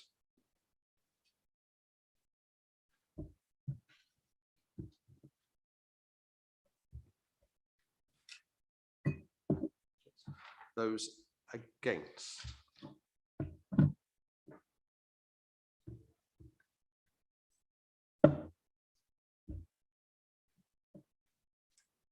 Those not voting. Okay, Councillor Irons, can you just turn your light off? Those for the amendment 22, against 32, so the amendment is lost. So I now call for a vote on the original recommendations of the report. Is that agreed? Agreed. Okay, thank you. We now move to, do we do that? The community forums, we're moving on to item 8, starting with the Rains Park Community Forum. Councillor Dean, will you formally? Yes, just to say that, that it's a very clear representation of the forum itself. The council and Thames Order came along and made a very eloquent and intelligent speech about all the flooding issues in Rains Park and Wimbledon. The challenge was, I politely said to them, that's the same speech you made last year and nothing has changed. So please don't come back next year and tell us the issues are exactly the same again, because there are genuine problems. And that was the long and the short of it. Thank you very much, Mr. Mayor. Community Forum, Councillor Holmes. Thank you, Mr. Mayor. We had 63 residents attending via Zoom or viewing over YouTube. We had a presentation from the Deputy Leader of the Council, Councillor Stringer. We had a presentation on local cancer services, and we had a long open forum which focused on health as well. Thank you, Mr. Mayor. Councillor Chung, will you formally move the report from remotely? Thank you, Mr. Mayor. The report reflects the conduct of the meeting. One thing I would want to add is the discussion we raised with respect to the Wilson Hospital. We were hoping to have someone to actually report on that, and we requested that they will actually attend the next meeting and report on the progress with respect to the Wilson Hospital. Thank you, Mr. Mayor.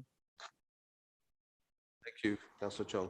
Councillor Draper, would you wish to formally move the recommendation of the Malden Community Forum? Thank you very much indeed, Mr. Mayor. I have to confess, I'm jealous of Wimbledon because our event was quite poorly attended. There were maybe 4 residents in attendance. The leader gave an excellent report and answered questions. We then heard an excellent report on local cancer services by Dr. Navdeep Alg. And then we heard an excellent COVID update from Barry Colzer. And last of all, we heard about closures on the Northern Line next year, which I'm sure you'll all be worried about next year. Thank you very much indeed, Mr. Mayor. Thank you, Councillor Draper. And the Colliers Wood and North East Mitcham Community Forum, Councillor Dehaney. Would you formally move that? Thank you, Mr. Mayor. Yes, the leader of the council was in attendance, of course, and they gave us an update on all the council's activities. Leonie Cooper, of course, was there, and she, as everybody knows, is a London Assembly mayor. And she also updated us on what is happening in the Assembly. Then there is Dr. Nadeep, I think his name is, who gave us presentation on cancer services, particularly in the borough. And Barry Causer, he also gave us the latest situation in the borough in respect of COVID-19. Thank you, Mr. Mayor. Thank you, Councillor Dehaney. That concludes all the community forums. Thank you all chairs for being brief in taking us through those. We have made up a little bit of time on the proposed timings. We now move to item 13, which is the cross-party motion. Councillor Allison.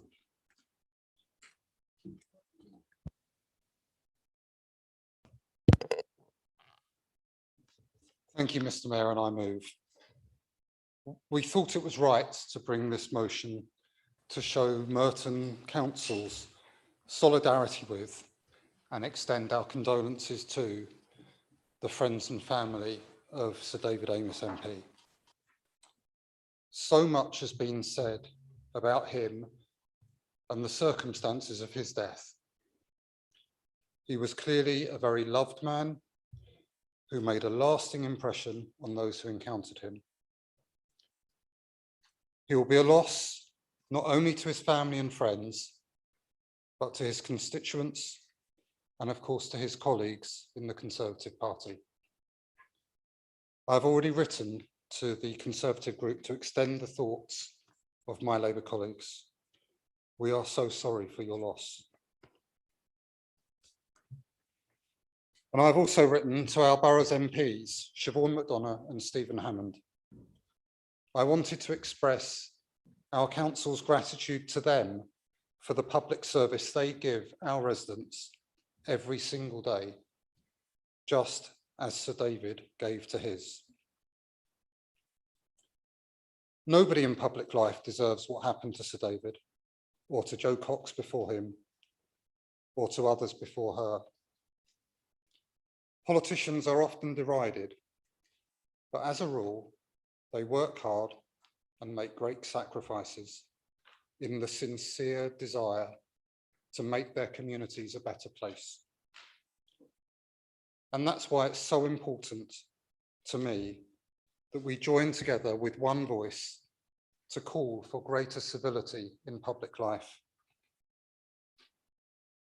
Of course, it's essential to democracy for us to disagree, and I hope that's one thing we can agree on. But I know that many of us are troubled by the tone of modern political debate, especially on social media, where the approach can often be dehumanizing. We worry that this has real-world consequences. The Local Government Association has documented many serious cases of abuse of people in public life. Here in Merton, I know many of us have suffered harassment, abuse, threats, or intimidation. We've been followed or had our home addresses published or photographed against our will. Some of us have been the victim of criminal behaviour, and I speak from experience in saying how badly that affects and upsets our families. As we look to the next election, I do not want Merton to become the preserve only of councillors who are so thick-skinned that they can take abuse. We need more people in public life who are sensitive and kind, and less of those who enjoy Twitter pile-ons or the rough and tumble. If there's one good thing to come out of the tragic murder of Sir David Amos, and there really aren't any, it should be that this country has said it wants more good people in politics. We mourn him sincerely. He was a very good constituency MP. He is a great loss to the Conservative Party in Parliament and beyond. And our thoughts are with his family and friends. Thank you.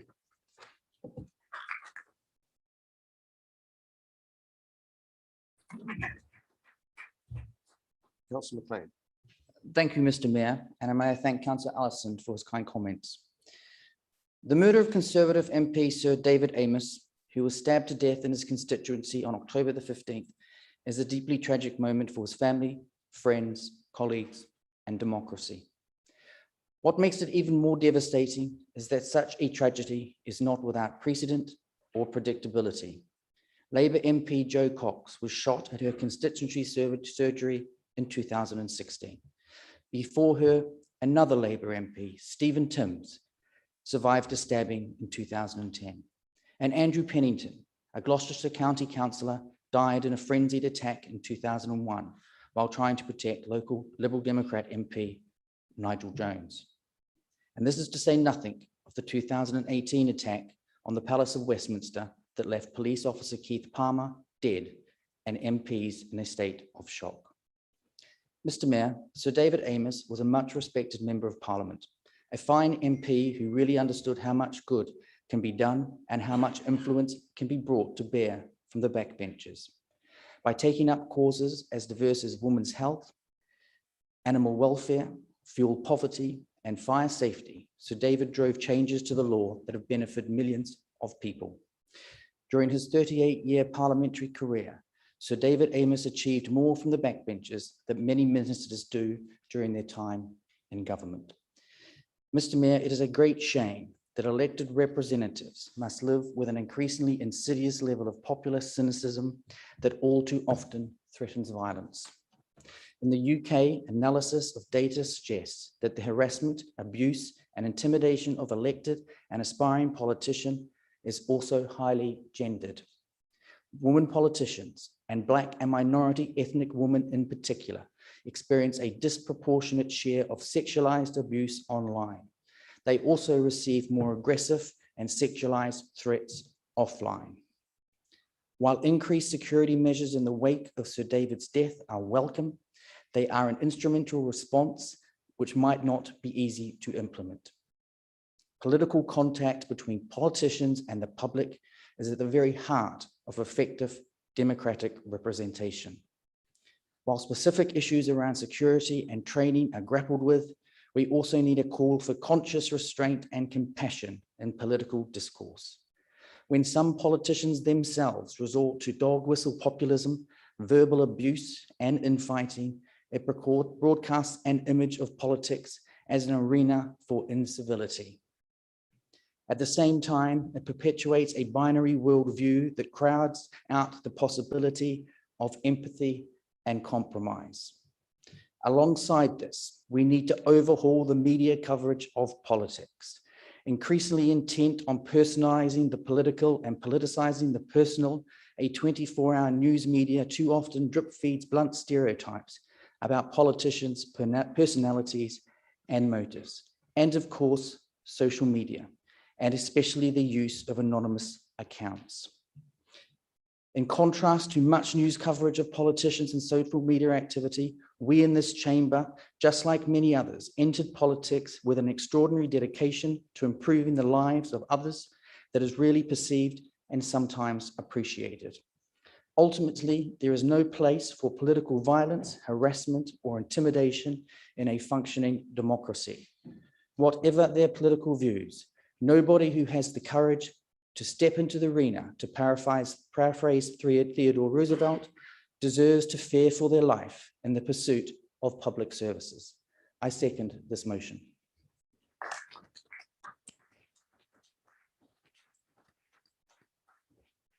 Councillor Fairclough, do you wish to say something? Thank you, Mr. Mayor. I wanted to speak briefly only. My group also sends its respects and thoughts to the family and friends of Sir David Amos. No public servant should be harmed whilst or because they're performing their duties.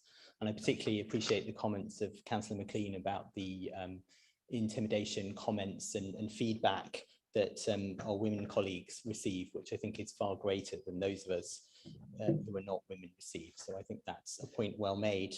I did want to highlight that the LGA has launched a call for evidence of abuse and intimidation of councillors, which is an ongoing part of their civility and public life programme. So I would like to encourage all colleagues to respond to that if they have particular experience that they would like to do so. Thank you, Mr. Mayor.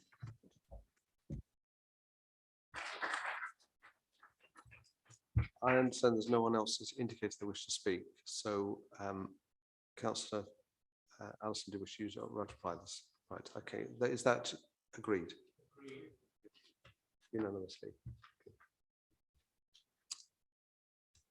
Item 14, which is Conservative motion. Councillor McLean, please move the motion. Thank you, Mr. Mayor. As I knock on doors across our borough, one thing is clear to me. Local people feel let down and ignored by this Labour Council. They dislike that their streets are filthy, that their services are not up to scratch, and that they get such poor value for money. As we have seen for the last few years in resident surveys, and now very starkly in the Your Merton findings, the Labour Council does not listen, and it does not act on the concerns of local residents. It is hardly a surprise that many feel that those in charge just don't care, and that every promise they make ends up broken. And it is this lack of care and broken promises that our motion focuses on tonight. Let us begin with the 10 commitments. Labour's 10 commitments made in September 2014 after they had agreed to progress the regeneration, but not, Mr. Mayor, to put in place a sound contract. Back in that September, former councillor leader Alan Brittis was pictured with the then chairman of Circle Housing holding up their 10 commitments, promising that residents would be cared for, homes would be maintained, no development policies would be broken, and that Circle Housing and then Clarion would not make a profit. How they must now regret that photo, Mr. Mayor.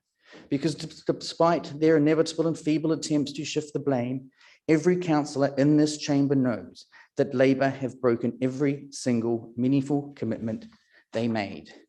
They put their commitments to local residents in black and white, and their result is crystal clear. Labour cannot be trusted. Not only can Labour not be trusted, Mr. Mayor, but we also know that they will not even listen to the concerns of their residents, let alone act on them. All the councillors for Eastfield are Labour. The cabinet member is Labour.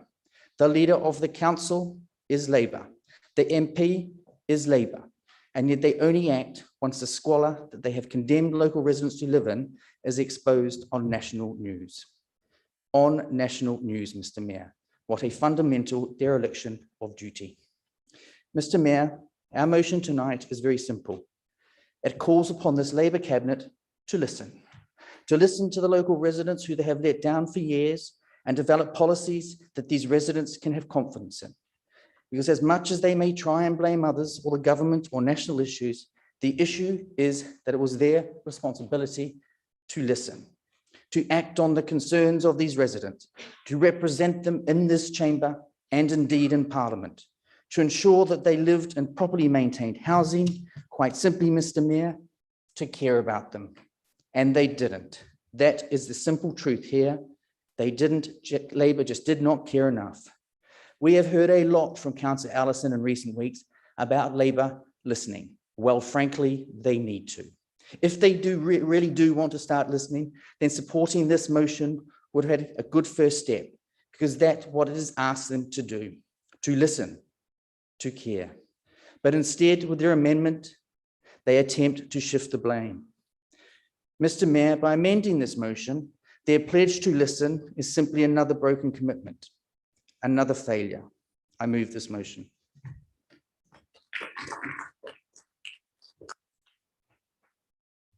This motion has been seconded by Councillor Ormerod. Councillor, do you wish to speak now or reserve your right? Speak now, please, Right, Mr. Mayor. okay. the 10 commitments. Yes, 10. Commitment 1, will consult with residents, consider their interests at all times and address concerns fairly. I address this council, Mr. Mayor, and ask how this Labour Council consulted with residents prior to agreeing with Clarion to increase the already dense number of homes on the High Path estate from 1,700 with an additional 600 homes to over 2,300 homes. Please show and demonstrate to me where this consultation occurred. Commitment 8. Will continue to maintain the homes of residents across the 3 neighbourhoods throughout the planning process until regeneration starts, including ensuring a high quality responsive repairs service. I asked Mr. Mayor, maintaining existing homes, how exactly? With the number of complaints from residents and speaking to people on the doorstep, this just is not the case. High quality responsive repair service. What indeed does the council consider to be responsive or high quality? Because this is not what we hear from local residents. Where are the high quality homes that our residents deserve? Commitment 9. Any growth in the number of homes will be in accordance with the council's own development plan so that it is considered responsible and suitable for the area. Now, Mr. Mayor, growth in homes responsible and suitable for the area, what consideration is being given to the local neighbourhoods? Simply just adding a further 600 homes onto an already dense 1,700 home plan. I reiterate, totaling the number to over 2,300 homes. What about the surrounding areas? People who live there, the neighbourhood. We as a Conservative group want good affordable homes without a shadow of a doubt, but we need good neighbourhoods too. Residents deserve to live in good, high quality homes and deserve to be consulted with. They also deserve to have any issues or concerns raised be responded to. However, in reality, this is not happening. This motion is about restoring trust and listening to local people who have been let down. This council's record is shocking. Failure to apply decent home standards and a general lack of care. It has broken the 10 commitments and has no scrutiny of Clarion to make sure that they are carrying out the repairs. There was no proper contract for regeneration in 2014, and they have broken their development policies, allowing much more dense building than residents were told would be the case. This motion calls for a dialogue and to regain trust with residents. The council does indeed need to start listening. Thank you, Mr. Mayor. Now, so that I don't make the same mistake as I did last time, I have an amendment that's going to be moved, but I also have Councillor McGrath to speak. Do you wish to speak on the motion as it stands, or will you happy to speak into part of the debate on the amendment? I very much want to speak on the amendment, please, Mr. Right, Mayor. okay, thank you. So we have an amendment which Councillor Welton is moving. Please remove your Mr. Mayor, it was the Labour administration back in 2014 that introduced these 10 pledges as that they needed to be measurable outcomes. They were put in place to ensure that the regeneration could be delivered, but also that tenants had a voice, with the principal commitment being that residents who wish to stay in their neighbourhood could. We've had many questions, debates, and now motions on Clarion Housing over the past few months. I've been continually clear as Cabinet Member that the performance has not been up to scratch and that they have to do much to improve their repairs performance.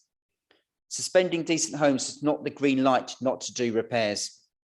Clarion have rightfully started to address the repairs, but we have been clear that not just on the 3 estates, but on other estates, they do need to rebuild trust.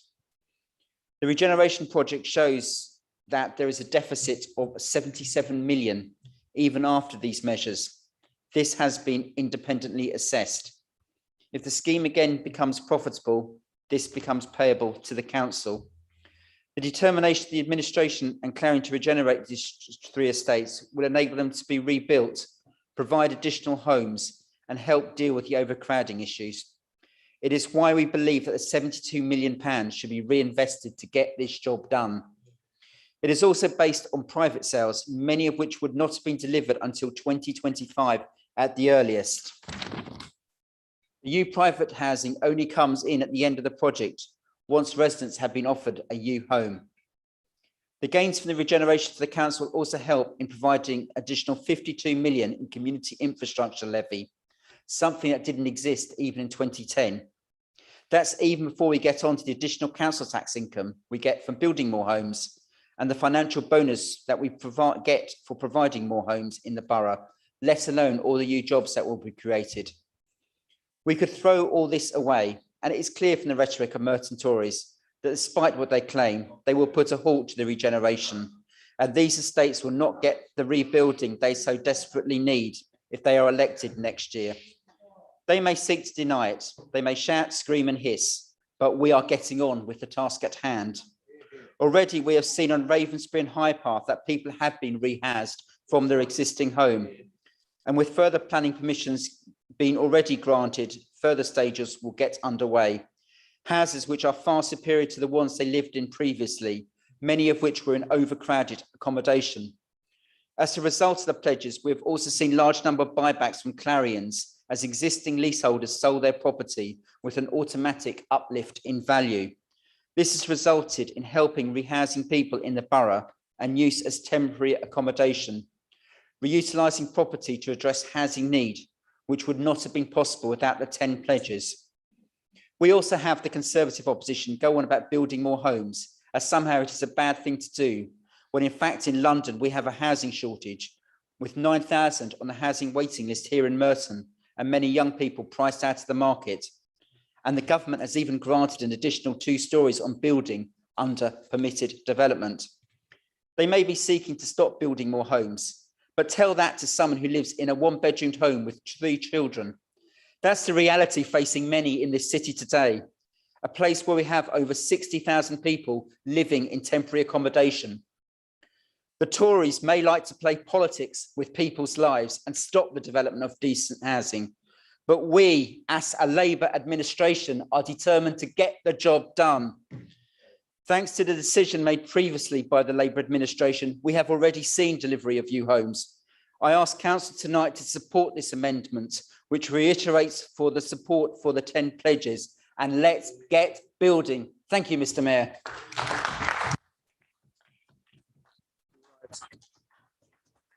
Councillor Draper, you're going to second, but before you second, can I just remind members that when someone is speaking, they deserve the floor. And if you feel you're going to be speaking or comment on that, put your name down in the debate. Don't call out. Thank you. Councillor Draper. Thank you very much, Mr. Mayor. And before I start, I'm just going to read the first of the 10 commitments. Circle Housing Merton Priory will consult with residents. Doesn't say the council. We are not Circle Housing Merton Priory, and more to the point, they don't own the property anymore. It's somebody else. If you're going to blame people, rightly or wrongly, blame the people it says here, not somebody else. Right, okay. Now, there is no doubt that Clarion, like Circle before them, have not performed well enough on repairs on the regeneration estates and elsewhere, and specifically haven't fully achieved what Circle signed up to on commitment 8. But at the last sustainable community scrutiny, for example, we had a half-hour account of a flat on the Eastfields estate with many, many problems that Clarion had consistently failed to deal with. And yet, Clarion report they have 85% satisfaction from tenants about their repair service. And I've not met anyone able to prove that they're lying. And 15% dissatisfaction, although that's far too high, is not irretrievable by any means. When I was Cabinet Member for Housing, Mr. Mayor, I reduced the repairs delay problem considerably.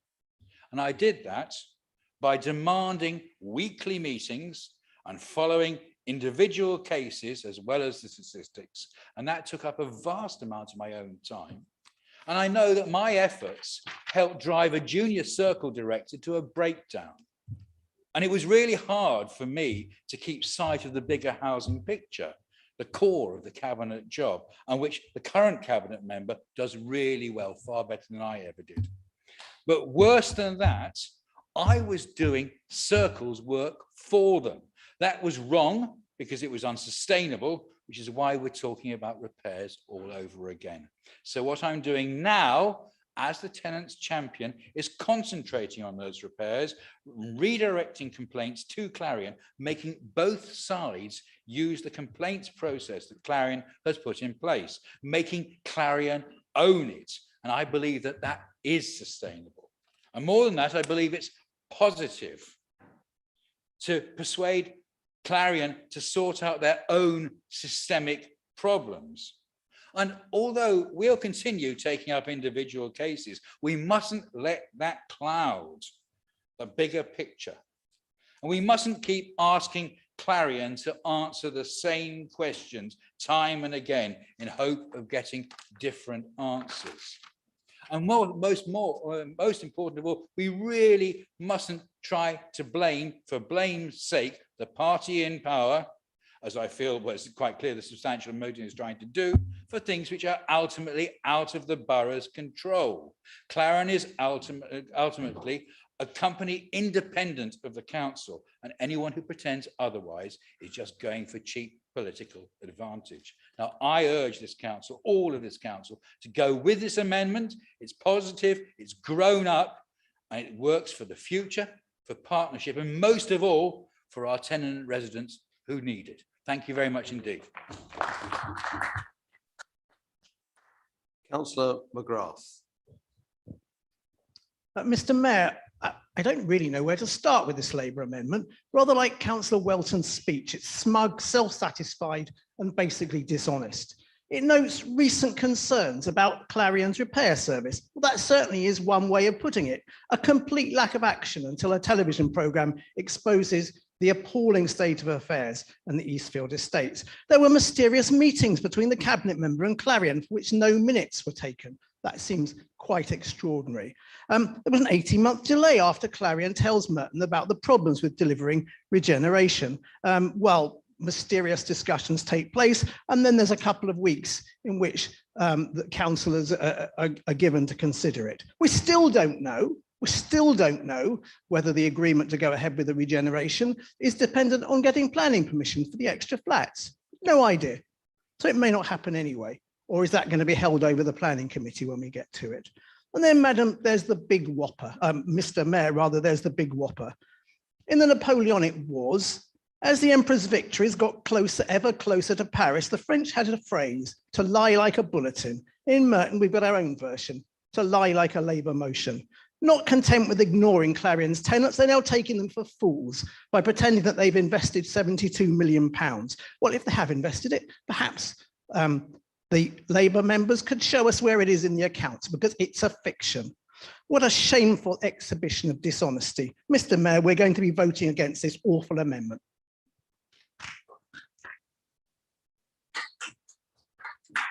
If there are no other speakers, then Councillor McLean, do you wish to use your right to reply? Thank you, Mr. Mayor. To the Labour amendment, they note that they've predominantly been implemented. What they mean is 6 out of 10. They note recent concerns about Clarion's repair services. They were not concerns, they were facts. Merton residents live in a 21st century slum accommodation, while Merton Labour councillors and the Labour Member of Parliament did nothing. They alter the words from reaffirm to declare, a feeble attempt to hide their broken commitments. And to the clawback at the Conservative call-in, they admitted they never sought a robust contract as the regeneration program was renegotiated and negotiated. Councillor Draper, that was the fault of this administration. Instead, simply treating Clarion as any other developer, a £1 billion plus development. The developer gifted council land. They are not any other developer. The clawbacks are suspended unless Clarion makes a profit, forgetting, of course, Clause 10 states Clarion are not for-profit organisation. And how are Clarion going to potentially make this profit? By forcing another 600 homes onto the High Path estate. Mr. Mayor, let us look to the cabinet member's record. A failing planning department, building control revenue lost, residents having to put up with road builders, Morantum development, 2.1 million and not a single house built. Mitcham Bridge falls down, perhaps not his fault, but indicative of his tenure. Failure to hold Clarion to the decent home standard. Modern regeneration going nowhere, but at least he got a jolly to Cairns. A local plan that would make Wimbledon like Croydon. A constant attack on motorists. He doesn't even get a 6 out of 10. It's a straight fail. In a Conservative administration, he would no longer be in post.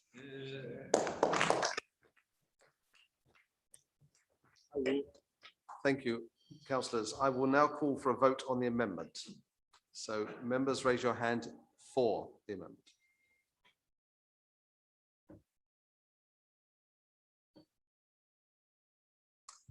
Those against?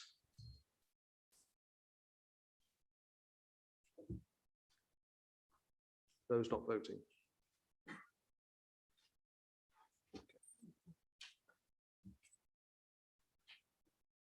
The votes are for the amendment 29, against 25.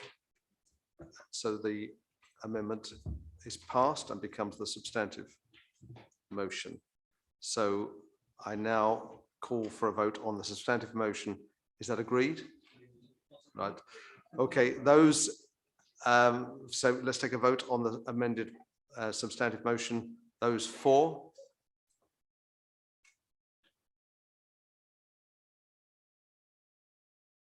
Those against? Those not voting? Oh, sorry, did I do that too quickly? Against? Could I have the against again? Sorry.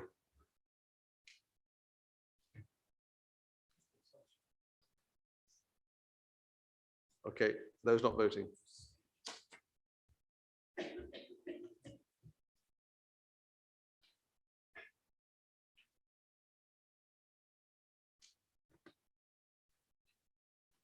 Those, the votes are 29 for, 24 against, 1 not voting. So that is agreed. We now move on to item 15, which is the Labour motion. Councillor Welton, will you please move the motion? Thank you, Mr. Mayor. It is now over 2 years since Merton declared a climate emergency and pledged to become carbon neutral by 2030. One of 28 London boroughs and 230 councils have followed a similar path. All of us have been too well aware of the widespread coverage of COP26 in dealing with this emergency. It is disappointing that it has not gone far enough due to the belligerence of some countries, but it is now widely recognised as one of the greatest challenges facing the planet. Merton Council has taken steps along the way with the setting up the Climate Action Group, and I pay tribute to its chair, Ramya, and everyone who has participated. The success of Merton Garden Street is testament to that, and it's why we are putting additional resources from SIL to support it going forward.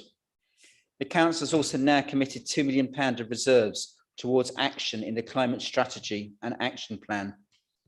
We have also started installing 68 innovative Breathe London air quality and traffic sensors, more than any other London borough.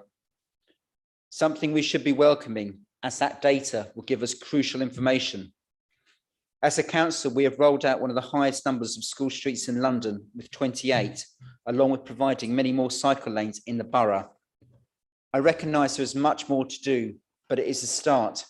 Coupled with having over 200 electric vehicle charging points, 20 cycle hangars, 10 parklets, and 11 sustainable urban drainage systems. We have also installed low energy LED lighting in our buildings and invested over £2 million in LED streetlights. Concrete measures, where we recognise the need to go further, which will include steps we take in terms of the decarbonisation transitions in energy, transport and the local economy, which includes decarbonising London Borough of Merton's own fleet, including waste collection vehicles, by 2030. These also include the additional capital costs to support low carbon retrofit. Finding resources will be challenging given the current financial climate, but it's essential if we are to meet these targets. Government does need to provide that additional support if we are to meet the 2030 target, as council resources are insufficient in itself to meet that goal. The funding will not materialise from the Mayor of London like the opposition think, as it's ultimately the government who hold the purse strings. And on buses, TfL are leading in terms of provision of electric bus service.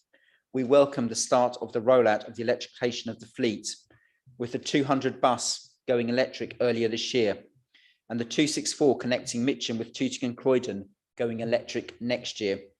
We hope this is accelerated and that TfL are able to speed up the process, because we do need more electric buses. But TfL also need that financial support. The Tory opposition may want to spend their time lobbying their own ministers and stop playing financial games with TfL, which will allow much of this to happen. We're also calling upon the leader to write to the Secretary of State, Michael Gove, to make this case. There is a need to agree a national framework and strategy with local government and business, which provides us certainty of funding, and also as well to influence and maximise the potential in tackling these serious issues we face in this borough. Thank you, Mr. Mayor.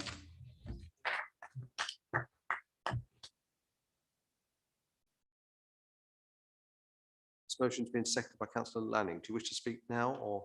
Okay. Thank you, Mr. Mayor. Mr. Mayor, I think it goes without saying that each of us here is committed to the community that we serve. We're united in our ambition to improve our residents' lives. Where we can, we advocate to strengthen local infrastructure, protect jobs and livelihoods, prevent avoidable illness and reduce premature deaths. That's why, Mr. Mayor, we are also united in our resolve to tackle climate change. And we have to be, Mr. Mayor, because if we don't take action to reduce emissions, we will threaten the very institutions that make our lifestyles possible, risking lives, jobs, and futures. And Mr. Mayor, the threat of climate change goes to the very heart of what we stand for as a council, because its impact is not equal. It hits those with the least the hardest and widens inequalities in our community. That is why bridging the gap with our climate action needs to be embedded in everything we do. And we should recognise that we've made a good start.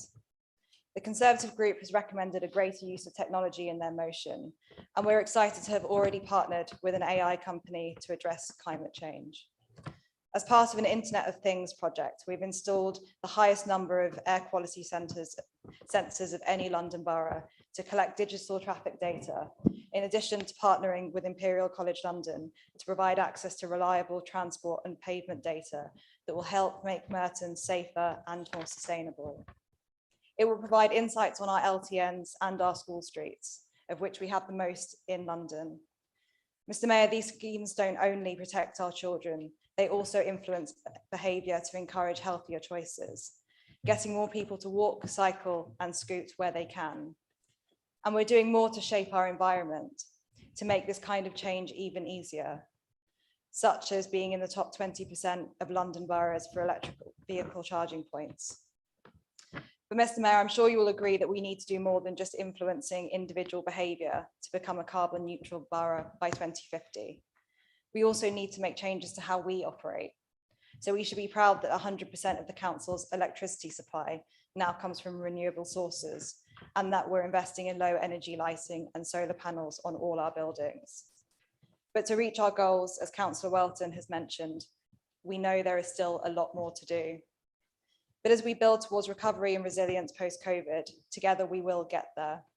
With long-term sustainable investment and continued partnership with our residents, our businesses, and our voluntary sector, we will collectively make Merton an even cleaner and greener borough. Thank you, Mr. Mayor.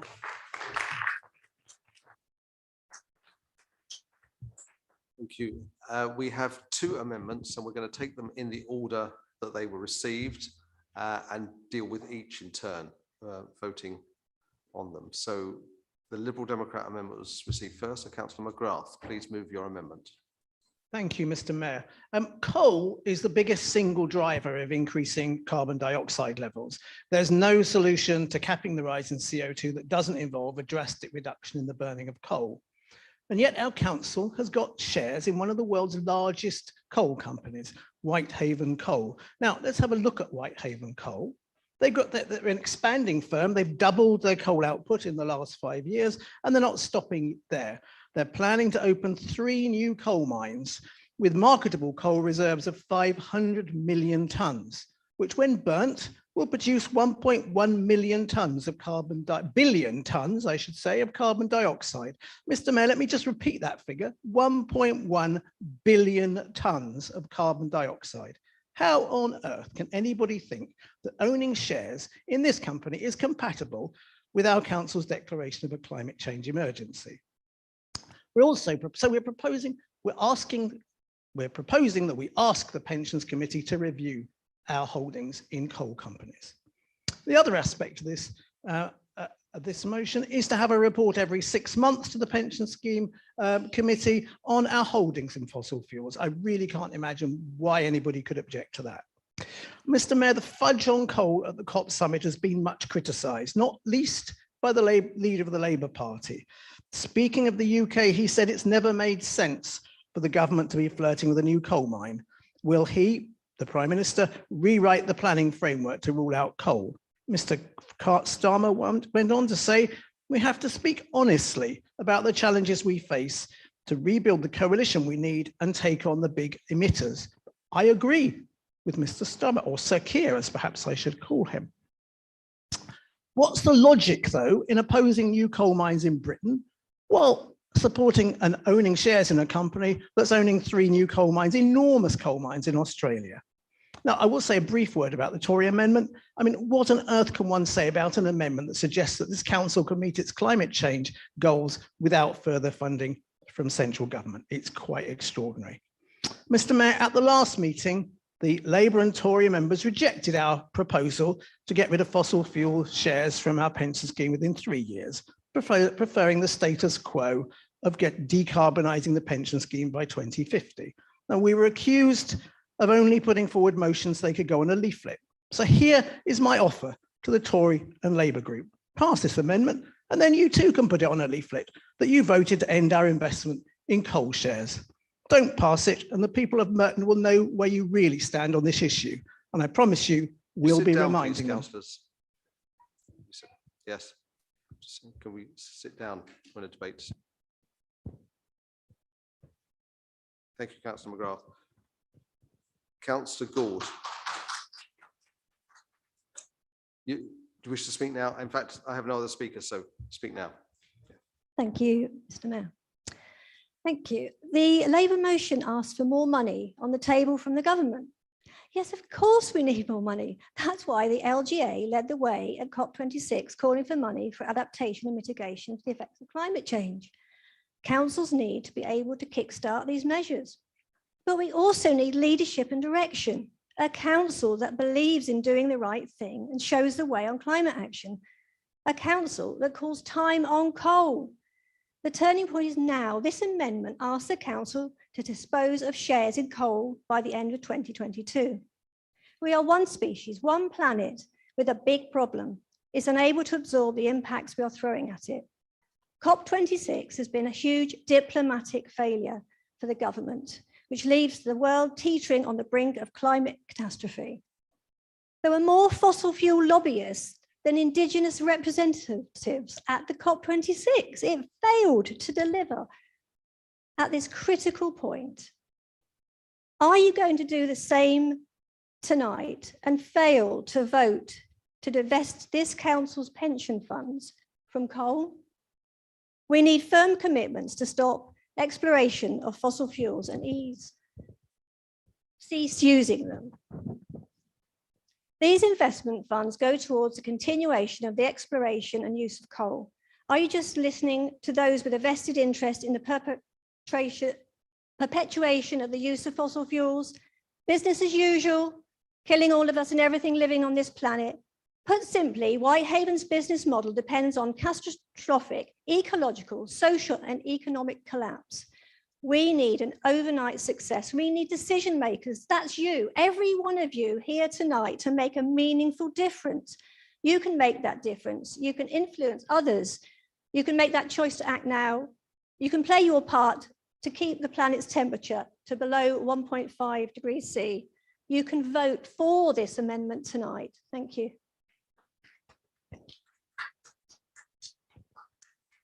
Thank you. If there are no further speakers, Councillor Welton, do you wish to use your right to reply now or after the second amendment? Thank you. I will now call for a vote on the amendment. Will those voting for the amendment raise their hands?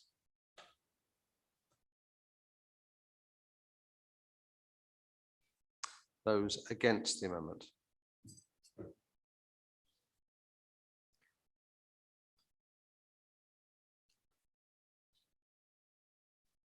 And those not voting?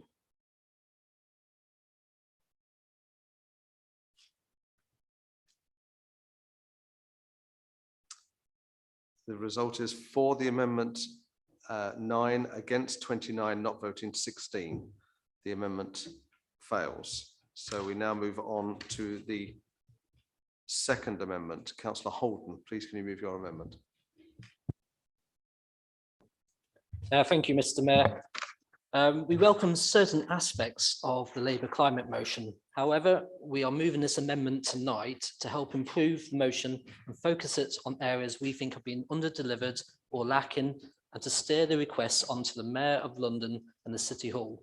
The Mayor of London and City Hall have a significant role to help coordinate climate action across London, including here in Merton. They control the transport network. They have a major say in planning and the built environment, and they often have policies and ideas that flow down from them to the boroughs. For example, the upcoming electric vehicle charging strategy.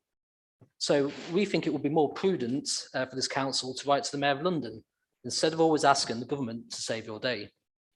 Technology solutions and tree planting are some of the best ways to mitigate climate change, but your motion is light on these.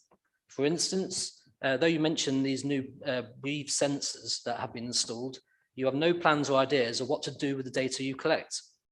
In South Wimbledon, where a long existing sensor has been located in a pollution hotspot, you knew the data, yet ploughed on regardless with a new school in that area. You take credit for the school streets as reducing pollution. However, from what we see and what the residents see, it is simply displaced to adjoining residential roads, and the desired behaviour of parents has not materialised. You mentioned 200 EV charging points. A good start, I grant you that. But to help local people switch away from polluting cars, there needs to be much more provision of EV charging points. Nearby Wandsworth, the Brighter Borough, have installed about 3 times as many EV charging points than Merton. We should aspire to be as good as the Conservative-led Wandsworth Council. Curiously, your motion is surprisingly light on active travel measures. You mentioned cycle hangers, which is good. If I recall correctly, I suggested that idea a long time before you did it. Also, if you are so keen on helping people to reduce their travel emissions, then why did the council block attempts by myself to set up an e-bike hire scheme in the borough? Most people will want to get around by personal powered vehicles, so will need help to facilitate e-bikes and electric cars. For those who are more physically able and residents who are keener to be more active, we need to see improvements to existing cycle and pedestrian lanes and routes. We need to encourage and signpost this. We need to keep our cycle lanes and our pavements level, safe, clear and well lit. I, for one, have avoided buying a car now for 16 years, and I walk 10,000 steps every single day. So I quite literally walk the talk. And according to my Fitbit that I have on all the time, I have done 359 consecutive days of over 10,000 steps. So that's almost 1 full year. I'm mentioning it, I'm going to mention it all the time now. So that's almost 1 full year. If all of us here actually walked a bit more, cycled a bit more, and switched an electric car like our Councillor Dean has done, and support our residents to do likewise, then maybe we can make a real difference on our climate impact in the borough. So, Mr. Mayor, in essence, whilst we support various aspects of the motion, we think it can be better. Therefore, Council needs to write to the Mayor of London and we need more focus on technology solutions and tree planting. I move this amendment.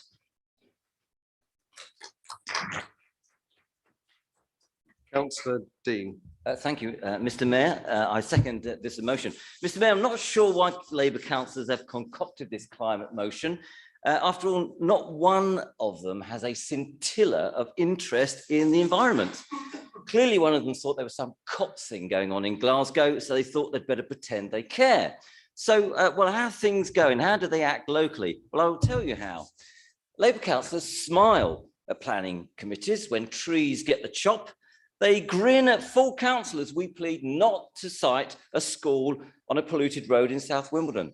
And they spend much time publicly poo-pooing the sewage and flooding problems in Rains Park and Wimbledon.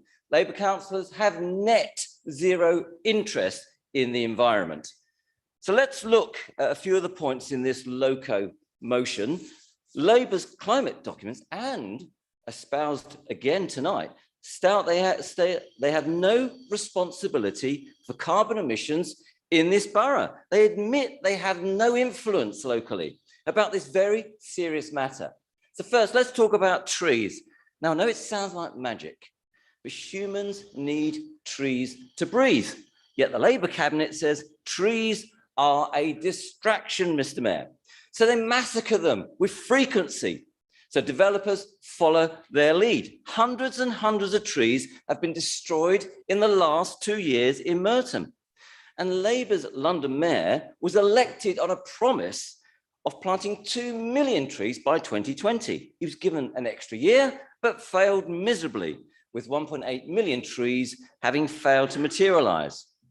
Now, Mr. Mayor, tonight, Merton Garden Streets was mentioned in this motion, a fine body of residents who should be commended for their huge effort across the borough. But do we ever see Labour councillors out with them improving the environment? Why don't they join the good Tories, councillors McLean, councillors Crowe, Ormwood, Holden, Gretton and Bembo, who are often seen planting and improving the public landscape in their wards? And how about public transport and its role in climate change? Now, Mayor Boris introduced electric buses back in 2014. After all, London buses travel 315 million miles per annum. So based on this, Merton Conservatives asked this council to create a low emission bus zone with electric buses locally. Well, all the council got was a missive from City Hall to say that the dirty diesel buses will be trundling around the streets of Merton for another 16 years. That's a fact. Please don't interrupt. Listen to your mayor. Now, Mr. Mayor, London's mayor is London's biggest transport polluter. Merton's incinerator is this borough's biggest polluter.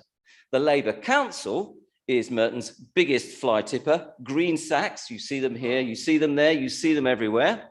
And Merton Council, this Labour Council, is the largest feller of trees.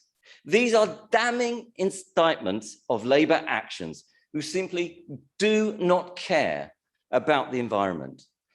Labour's motion, Mr. Mayor, is just words, not deeds. Thank you very much. There are no further speakers have indicated. So, Councillor Welton, do you wish to use your right to reply? Thank you, Mr. Mayor. It's clearly been a debate with the usual Tory rhetoric. Firstly, I would obviously like to commend Councillor Dan Holden for all his cycling and walking. It certainly keeps him fit. I myself am an active cyclist across this borough, and cycling infrastructure with the resources could be even better. And it was a shame that we obviously didn't get the Mini Holland many years ago.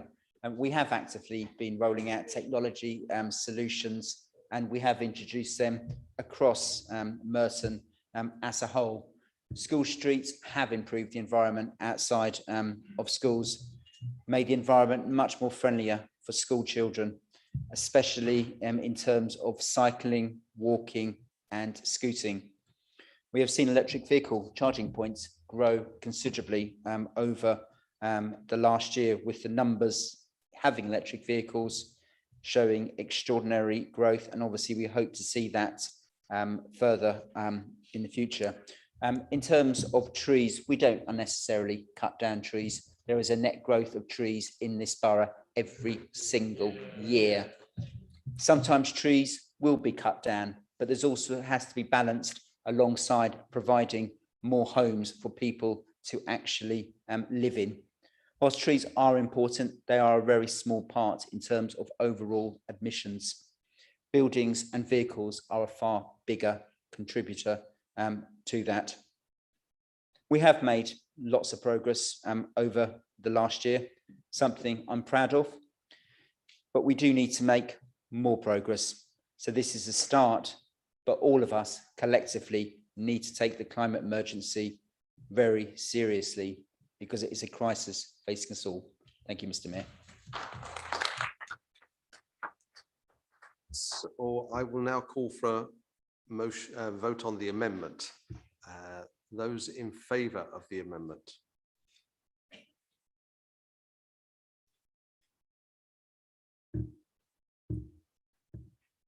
Those against?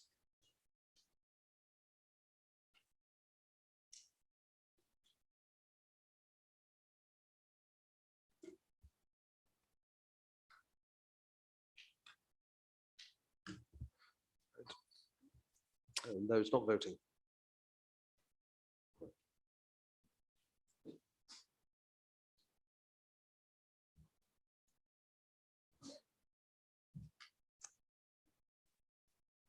Those for the amendment 16, against 38, the amendment falls. So I now call for a vote on the original motion. Is that agreed? Right, okay. Those in favour, are those voting for the original motion?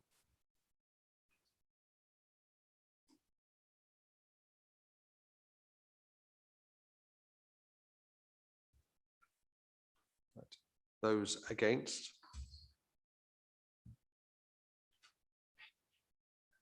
Those not voting?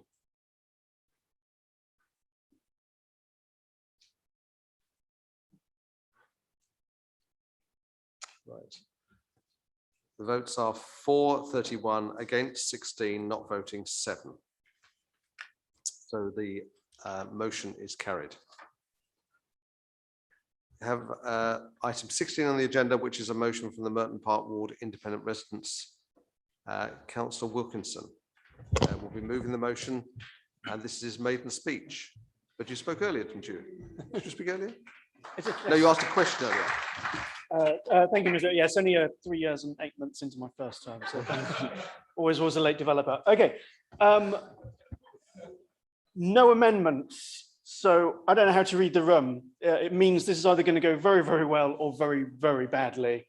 But speaking of swinging either way, many of you here have queried which way I swing, politically speaking, especially after a few drinks. And I can honestly say I've tried out various positions over the years, again, politically speaking, and after a few drinks. But as an independent councillor, I know I have one task, and that is to represent my residents fully and not to feel compromised by party lines or national issues that I cannot influence. My residents want me for the here and now of doorstep democracy. When I first moved to Merton, I already knew Councillor Foley and the Merton Park Wards Residents Association. I was impressed by the direct actions residents had taken and by the monthly meetings, email alerts, and positive apolitical newsletters.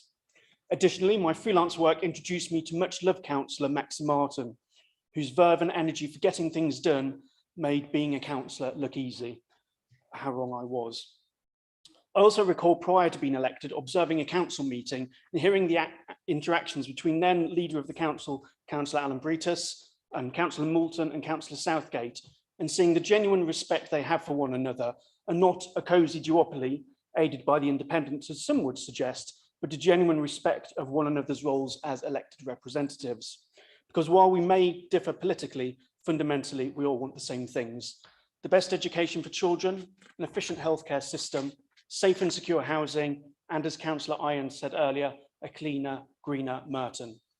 While this council chamber may have become more fractious this term, I still 100% believe we're all here to try and achieve the best for the residents of Merton.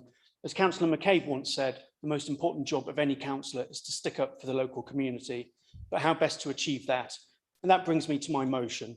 In the first instance, I know that none of us here want motions that are merely political point scoring.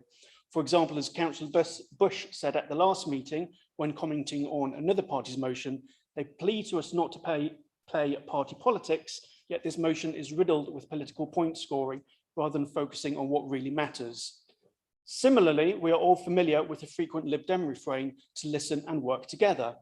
Therefore, I'm confident that both the Conservatives and Lib Dems will be able to support this motion. It is precisely what they've been asking for. But why smart goal principles? Again, I refer to another councillor's comments. In this case, Councillor Williams, when commenting on the new timetable for the report being published, I hope most of the time we're putting informed motions down. A similar stance has been echoed by Councillor Kohler when he said previously, where is the vision? It's all worthy virtue signaling, playing to the gallery, none of it's real. Well, I think that by applying smart goal principles to future motions, that we can do more than play to the gallery and put informed, focused motions down. And finally, on accountability. I would like to think that Labour will support this motion because for many years, this Labour-led council has presented a "you said we did" policy in both my Merton and on displays in the council offices. I know Councillor Allison takes great pride in telling people about the things that the council has achieved.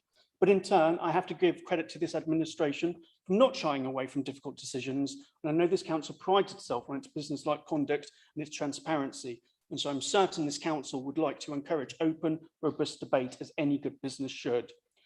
Therefore, I do hope that all of you in this chamber will support this motion this evening, whichever way you swing, politically speaking, of course. Thank you, Mr. Mayor.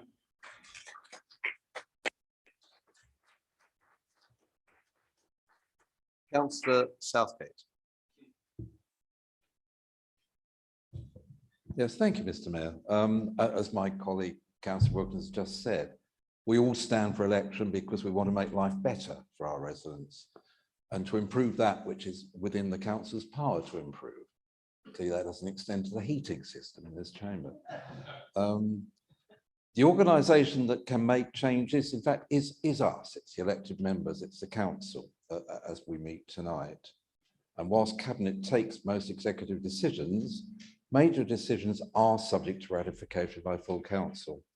Yet, anyone observing our meetings might struggle to understand exactly what is going on or how decisions are being made.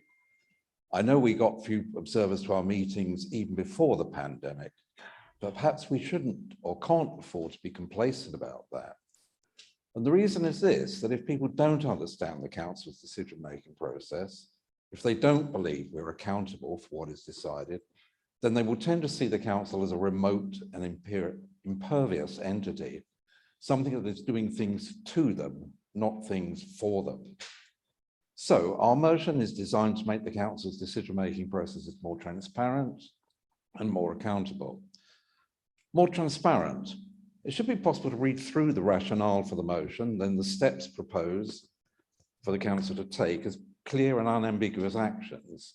And if I'm going to pick one out, it would be the Conservative motion tonight on enforcement that met these criteria. Of course, I do accept that not every motion will meet SMART criteria, such as the one in tribute to Sir David Amos tonight, that we agreed unanimously on a cross-party basis earlier in the evening. Led by you, Mr. Mayor, as the first citizen of the borough, and it is right that the council should speak for all the residents of Merton in condemning an act that outrages every one of us, and it poses a threat to our open democracy and our civilized way of life. How we behave as councillors, as well as what we should say, should always uphold those civilized standards and values. The second part of our motion is designed to improve our accountability as a council by putting on record the decisions we've made in the previous year so that we can be measured against our progress in implementing them. And in case you thought that council motions got all implemented automatically once they were passed, then think again. For example, we were all very pleased, I believe, when the council agreed to work towards the adoption of the London living wage by our contractors. That was at our meeting in July last year, and it was the third time of asking. So it's a disappointment to find that the contract Cabinet has just awarded for the provision of school meals in our 4 remaining PFI schools did not require the bidders to pay the London living wage. Given that this is a very competitive market and the council reduced the allowance per meal from £2.67 to £2.40, then it seems to me inevitable that staff wages are the bit that's going to suffer. In other words, we effectively disincentivize bidders from factoring in the London living wage. This is an example of why we need to be reminded of the decisions we've made in the previous year and to check that we are honouring them. And I invite members and you, Mr. Mayor, to support the motion. Thank you. Councillor Fairclough. Thank you, Mr. Mayor. I'll speak briefly, but firstly, I wanted to congratulate Councillor Wilkinson on his maiden speech and his contribution to the debate. Contrary to what he said, I rather see the description of the other parties operating as that cosy consensus rather than the opposite of it, which is something I highlighted in my own maiden speech. We think the operative part of this motion, the second bullet point, is a perfectly sensible one. Whilst with the exception of the budget and the election of the leader, full council actually can't dictate to the administration exactly how it works and what it does.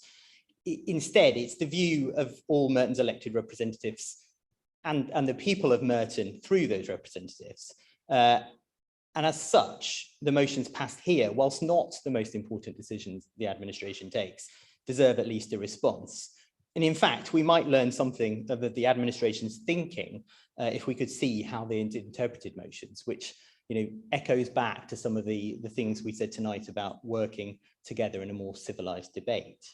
To link this motion back to the subject of tonight's meeting, the strategic theme report didn't really touch on the administration's response to the motion passed at the equivalent meeting in September 2019, where a motion was passed on anti-idling.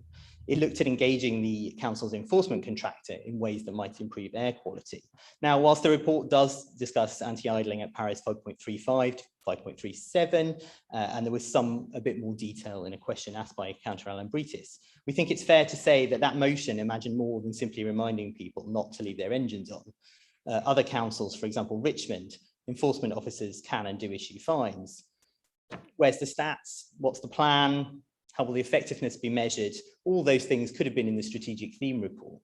And so we're very pleased that this motion has come forward. It's actually conversations that Councillor Jeames had back in 2013 or 2014 with officers around the idea of reporting back on motions. So we will be supporting the motion. I appreciate nobody else has chosen to speak and there are no amendments, so I'm sure it will pass. Thank you very much, Mr. Mayor.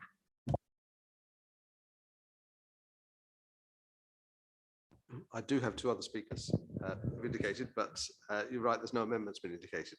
So Councillor Ward. Thank you, Mr. Mayor.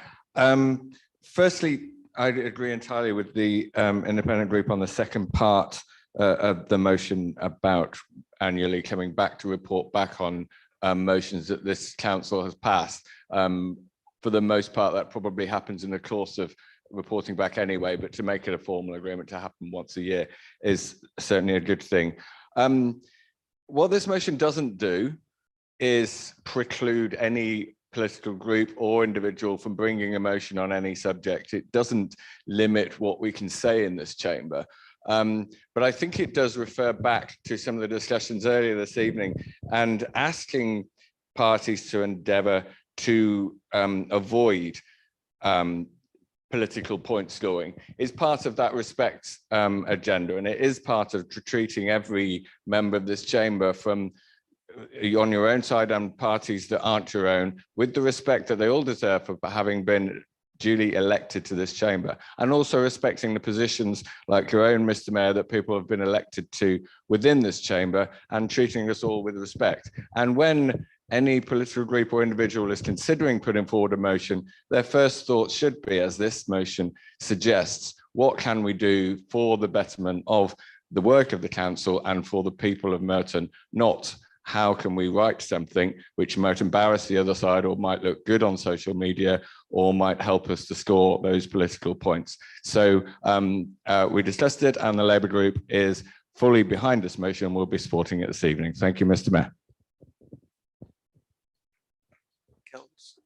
Councillor Barlow. Mr. Mayor, I'd like to start by congratulating Councillor Wilkinson on his maiden speech. Good things come to those who wait. And looking at the specifics and listening to his speech, perhaps there's a lesson for all of us. Clearly, Councillor Wilkinson doesn't say much, but what he does say makes a lot of sense. The Conservative group will support this motion, and we're pleased that the other groups have indicated that they'll do the same. Of course, motions should be specific, measurable, achievable, realistic and timely, but all too often they are not. We're surely all here because we want to achieve something, yet the motions put forward often achieve nothing. We are not a debating society. We are not here to gesture and show how very worthy we are. And as much as some members may wish they had a seat in that particular chamber, we are not the House of Commons.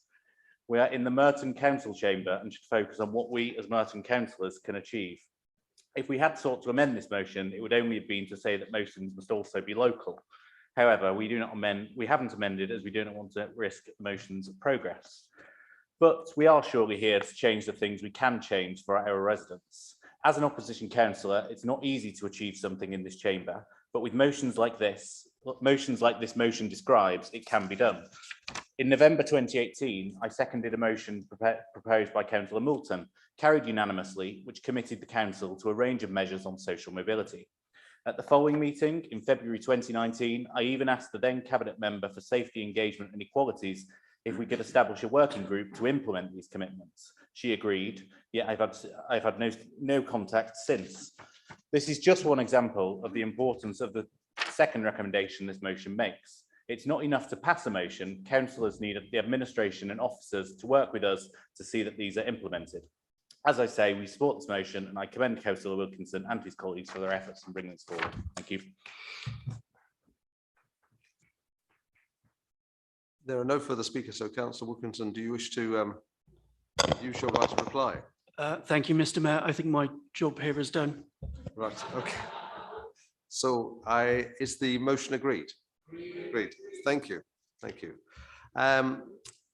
We are at 10 o'clock. The guillotine will fall at 10:15, and I'll bring an option to for the council to vote on that in a few minutes, but we are moving on to item 17, so please bear in mind the time and the time we have left, which is the council tax support scheme. Councillor Byers, will you move the report? Thank you, Mr. Mayor. I will be brief. I am delighted to move this report. Can I start by thanking David Kepler for all his work in administering the council tax support scheme? Mr. Mayor, all colleagues will be aware of the background to the scheme, the government's decision to stop providing it back in 2013, and the administration's decision to continue to provide it and to do so in each subsequent year. Mr. Mayor, we've already touched this evening on the pressures facing many of our residents with the cut to universal credit, increase to national insurance, and rising inflation, energy and fuel costs. Mr. Mayor, faced with these increased pressures, the retention of the council tax support scheme is more important than ever. Mr. Mayor, last year we saw unprecedented demand for the scheme during the height of the pandemic. We have seen a small reduction in the number of residents using the scheme this year, but it is still higher than it was prior to the pandemic, and it is still providing a lifeline for a large number of our residents. So I'm delighted to recommend the retention of the council tax support scheme to council, and I do hope it will be agreed by all councillors. Thank you, Mr. Mayor. Councillor Henry, seconding. Thank you, Mr. Mayor. I am so proud to second this report. Mr. Mayor, Rollout is the best part of Merton. I know we all think our wards is the best, but Pollardale is the best. Pollardale is amongst the most deprived community in London, but it is a strong community and it has come together during COVID. When times are tough, we come together and help each other. Every week, I work at a food bank in Pollardale. I see people donating food to those who need it most. People have little help, those who have people have little help, those who have even less. COVID has hit us hard. People have lost work, they have lost money. So it is important for us as a council to help too. The government has cut universal credit. They have cut funding for free school meals. They're even going to raise national insurance for the low pay. But here in Labour Merton Council, we will do our bit to help. For the past decade, the government have wanted us to cut council tax benefits.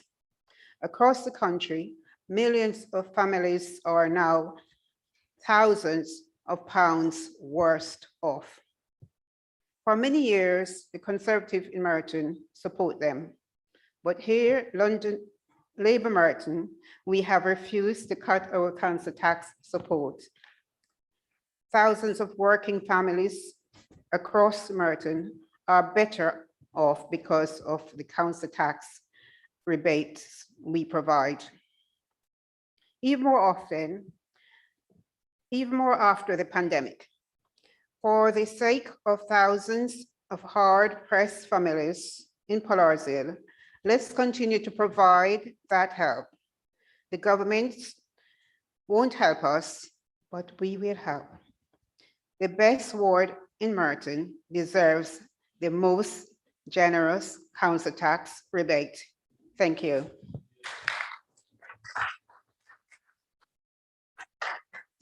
I have the following to speak. That's Councillor Adam Bush and Councillor Kohler. So Councillor Bush. Thank you, Mr. Mayor.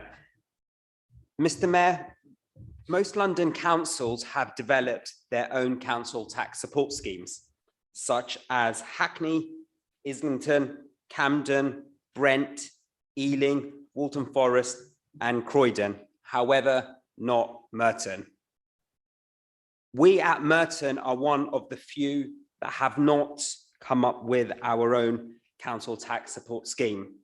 However, Madam Mayor, as there isn't an alternative on the table, we will be supporting the council tax tonight. Thank you. Okay. I'll skip the slip up on the Madam Mayor, but that's fine. Councillor Kohler. We are supportive of the scheme. I didn't really understand the Tory point. Thank you. There's no further speakers. Councillor Byers, do you wish to use your right to reply? Okay. Is the scheme agreed then? Agreed. Thank you. Right. The guillotine is due to pass. I'm not optimistic we'll get through everything. So there are a number of items that the guillotine will fall at 10:15. Is there anyone proposing moving that we lift the guillotine? No. Okay, that's fine. We move on. If it drops, we go through quickly. Item 18, Statement of Principles under the Gambling Act 2005. Councillor Draper. Thank you very much, Mr. Mayor. Last time tonight. Statement of Principles consulted on cross-party support. No casinos. There you go. Thank you very much indeed. I don't think I've ever heard Councillor Draper with that brief, so thank you for that. Councillor Allison, you're seconding. Thank you. Councillor Simpson. Mayor, I will be just as brief as Councillor Draper. I urge you all to support the recommendations brought before the unanimous decision of the Licensing Committee. Councillor Kohler. Even briefer, we agree. I take it you don't wish to reply. So is the report agreed? Thank you. Arrangements for impersonal council and committee meetings. Item 19. That's been moved by Councillor Byers, I believe. I'd formally move it, but nothing specifically to add. Right, thank you. Councillor Allison. Right, thank you. Councillor McLean. Right, thank you. So if there's no further speakers, the report is agreed. Right, that's good because we did this meeting on the assumption it was going to be agreed because we allow people to observe from home, but it's now been formally agreed. That's good. Item 20, appointment of independent person. Councillor McCabe. Thank you, Mr. Mayor. I am pleased on behalf of the Standards and General Purposes Committee to move the recommendations on page 225 of your agenda. Thank you. Councillor Allison. Seconded. Clean. I only to thank all people, all the independents that serve on our scrutiny. Thank you. Right. So, right to reply, Councillor McKay. Is that agreed? Agreed. Thank you. Changes to membership of committees and other matters. Councillor Allison, formally moving those. Formally move. Councillor Stringer. Seconding this, Mr. Mayor. Councillor Barlow. Thank you. So is the report agreed? Great. Thank you. Petitions. Councillor Allison, will you move the report? I move the report. Councillor Stringer. I second this report. Thank you.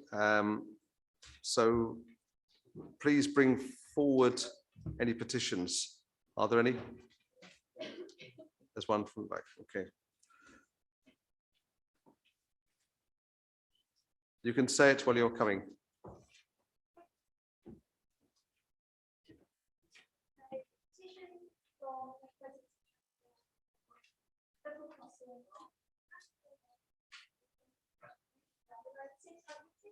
Thank you. Is there a table there? No. Okay. If you just put it on here. Thank you.